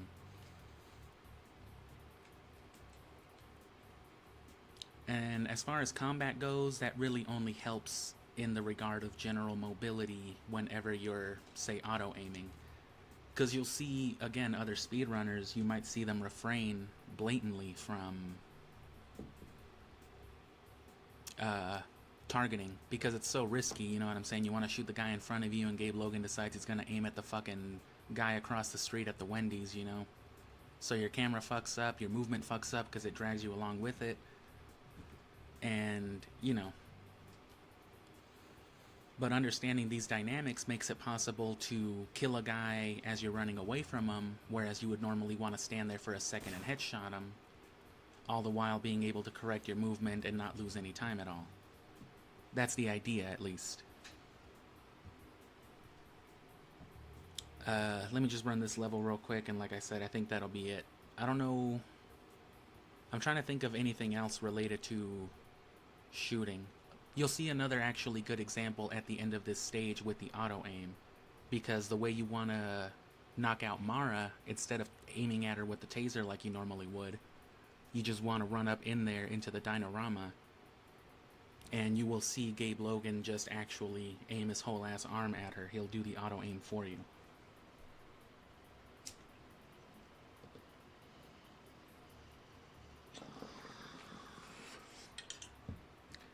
Yeah, fucking Hyrule Syphonfilter. And you should have been there during the streams when I was streaming Syphonfilter 2 and 3. And when I was doing the earlier speed runs at the start of the month, or when I was practicing throughout December, I kept wanting to call this motherfucker Link. And I would assume it's because I was rolling so much. It's just so imprinted in my brain, you know what I'm saying, when I'm rolling in a video game, to think of fucking Zelda. I kept wanting to be like, God damn it, Link, and it's just like, Link, I meant Logan. I guess the L sound got me too, but... Alright, let's actually run this stage now. But yeah, you'll see the auto-aim take effect here at the end.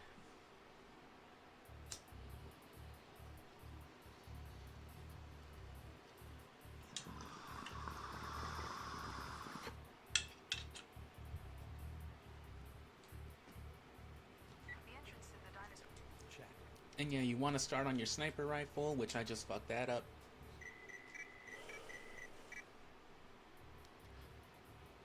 You want to switch into your sniper rifle as you're starting this level, though, so you can pallet swap, you know, at the start.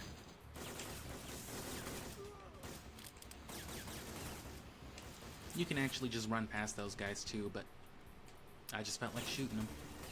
I've got combat on my mind, after all.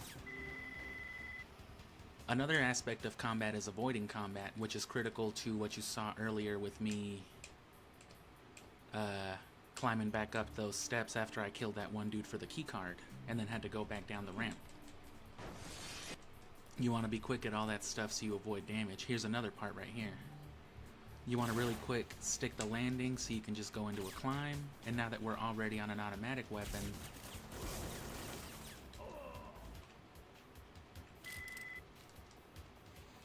oh, and you want to kind of do that at an angle so you land on the platform and then can roll again out of it.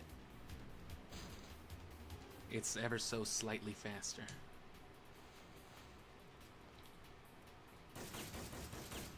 Oh.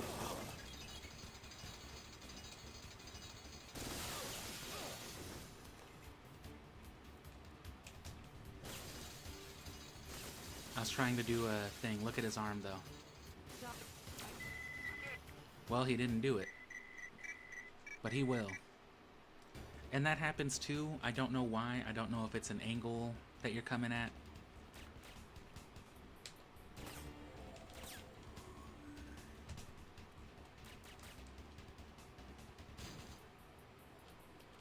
It doesn't happen that often, though, so it's got to be something real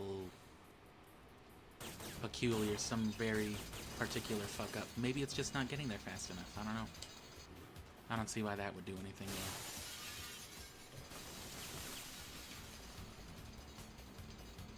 me where the virus labs are. I don't know.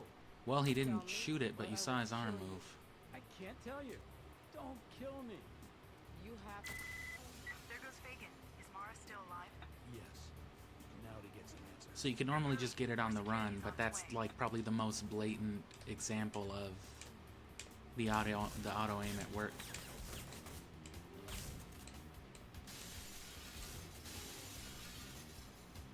Kill Mara. Oh, Leon, we'll have to patch her up so we can... Dave, you needed Mara alive.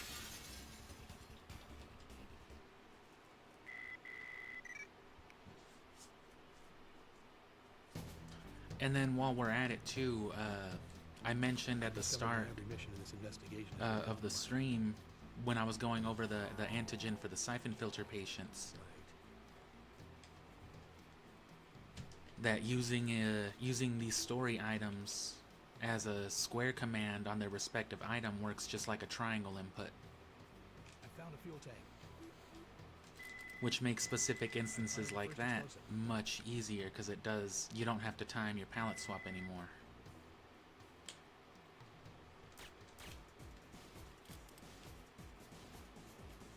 Or not your palette swap, you don't have to time your interact skip anymore. You just have to be holding the square button and it'll do it for you, because it basically mashes the triangle input at turbo speeds, you know, faster than you ever could anyway, with your normal human fingers.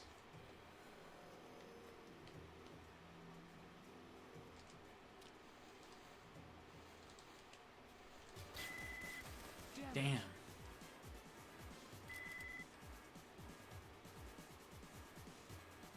There was no point in sneaking then.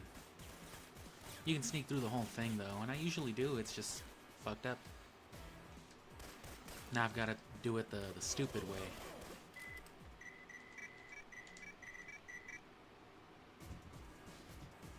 And this is just to reset the NPCs, and it makes killing this guy faster. Oh!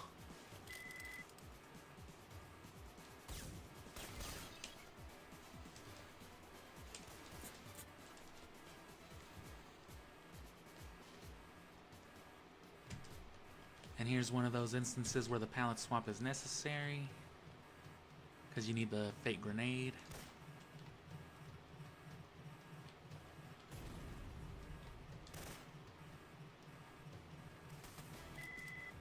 That's the last explosive. I'll trigger the timer once I'm on the roof and have disabled their radar.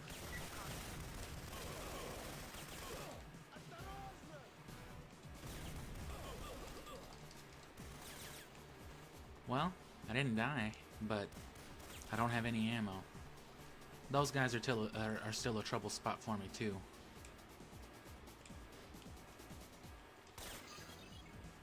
Because you need to come up into the stage with some ammo if you want to be able to do it right. And it's not worth killing these guys. They take about as much ammo to kill as they give you, so... Oh yeah, and I didn't even get the grenade throw right. Dave, you've set off the motion sensor alarm. You won't be able to get to the missiles now. And yeah, improv, as far as like an actual time speedrun goes, as far as like time saves and whatnot, I do need to get some of these safeties down. So normally there's a trunk you can get earlier on in this stage, and you can see how particular combat is there. There's another NPC combat dynamic. They'll fucking run away from grenades. But anyway, we'll cover a little bit more of that tomorrow, but it'll be mostly how it all relates to the other abstract stuff. So thanks for tuning in. Like I said, every day, somewhere around 11 a.m., noonish, I'll still be doing these speed runs. The final guided session that I've been doing the last couple of days will be tomorrow. And then in the evening, I'll do 3 full speed runs. And then for every morning session from that point on, I will also do full speed runs. Because at that point, you know, I should be getting them in the time that I've been streaming now or less. If I can't get it in an hour 50 or something like that, it's not worth it, you know. Or like, it's not that it's not worth it, but if I can't get it in that time, it's just, you know, it's fucked anyway. It was a bad run. So putting a strict time limit on it anyway, an hour and a half or so, because that's my goal as it is. I should have more than enough time every morning to do it as effectively as I've been practicing it, at least. And then the evening streams will probably all be extended runs so I can do it as much as possible. And I'm trying to get like 5 or 6 days off in a row towards the end of the month at my work so that I can just commit to it non-stop, excessively, you know. But between now and then, I'll be dropping the shorts that like show the controller inputs and cover all the tricks that I'm actually doing, the actual inputs for it. And then closer to the end of the month, probably around the time that I'm hopefully streaming all those days in a row, if I can get them off like I said, I will also drop a play-by-play, because I should have enough good runs at that point to show you like the optimized footage and how I'm trying to do everything. And when I say play-by-play, I mean I'm literally going to break down almost every, maybe not every singular input for the speed run, but every notable move, basically anything that isn't just moving or turning, I am going to get like a quick play-by-play for. So it's going to take about like an hour and something of it, but it'll give you everything for the speed run though, as far as I've learned it, the stuff that I've observed and can do with it. That'll of course be all to hype up the run itself so more people will watch. And it's also worth noting too that when I do these actual runs, I will not be doing commentary for the obvious reason of, you know, I gotta really lock in. But that also means you'll get better audio quality for the game. Instead of just getting it off the one end, you'll be getting the full sound for it. But that'll be towards the end of the month. And that's it. In between that, I'll probably just be dropping shorts for Syphonfilter 2 and 3. The streams are already out, but they're like 10 hours a piece, you know, for the collective gameplay. But they'll each begin in like a 2-hour upload in the coming weeks. So if you liked Syphonfilter 2 and 3, or if you didn't watch it at all, you don't have to watch the whole ass 12 hours for each game. You can just watch the abridged content. So that'll come in the end days. If you want to be notified for it, you can subscribe. Or if you just want to check on the channel routinely, I do a lot of community posts to keep you up to date anyway. So you'll never really miss anything that happened a week ago. You'll always know what's going to happen in the next week or two anyway. And like I said, if you catch one stream, I tend to go over this stuff all the time, so you'll always be up to date. Obviously, it would help me if you subscribed, but, you know, nowadays YouTube's algorithms and all that are so aggressive. You know, the ads are so targeted and whatnot. You know, a lot of the times you don't want to subscribe, you don't want to interact and stuff like that for the sheer intent of avoiding all that stuff. I guess you can avoid that stuff with like premium use and stuff like that, sure, but I tend to only have YouTube Premium whenever I can get free trials of it, whenever I buy Google products and they're like, hey, here's a month of YouTube Premium, like, sweet. Otherwise, it's just, you know, all the ads and all that stuff. But either way, however you want to engage, however you want to interact. This next year's going to be really busy too, but for the remainder of the month, it's going to be Syphonfilter. So thanks again, and catch me again tomorrow.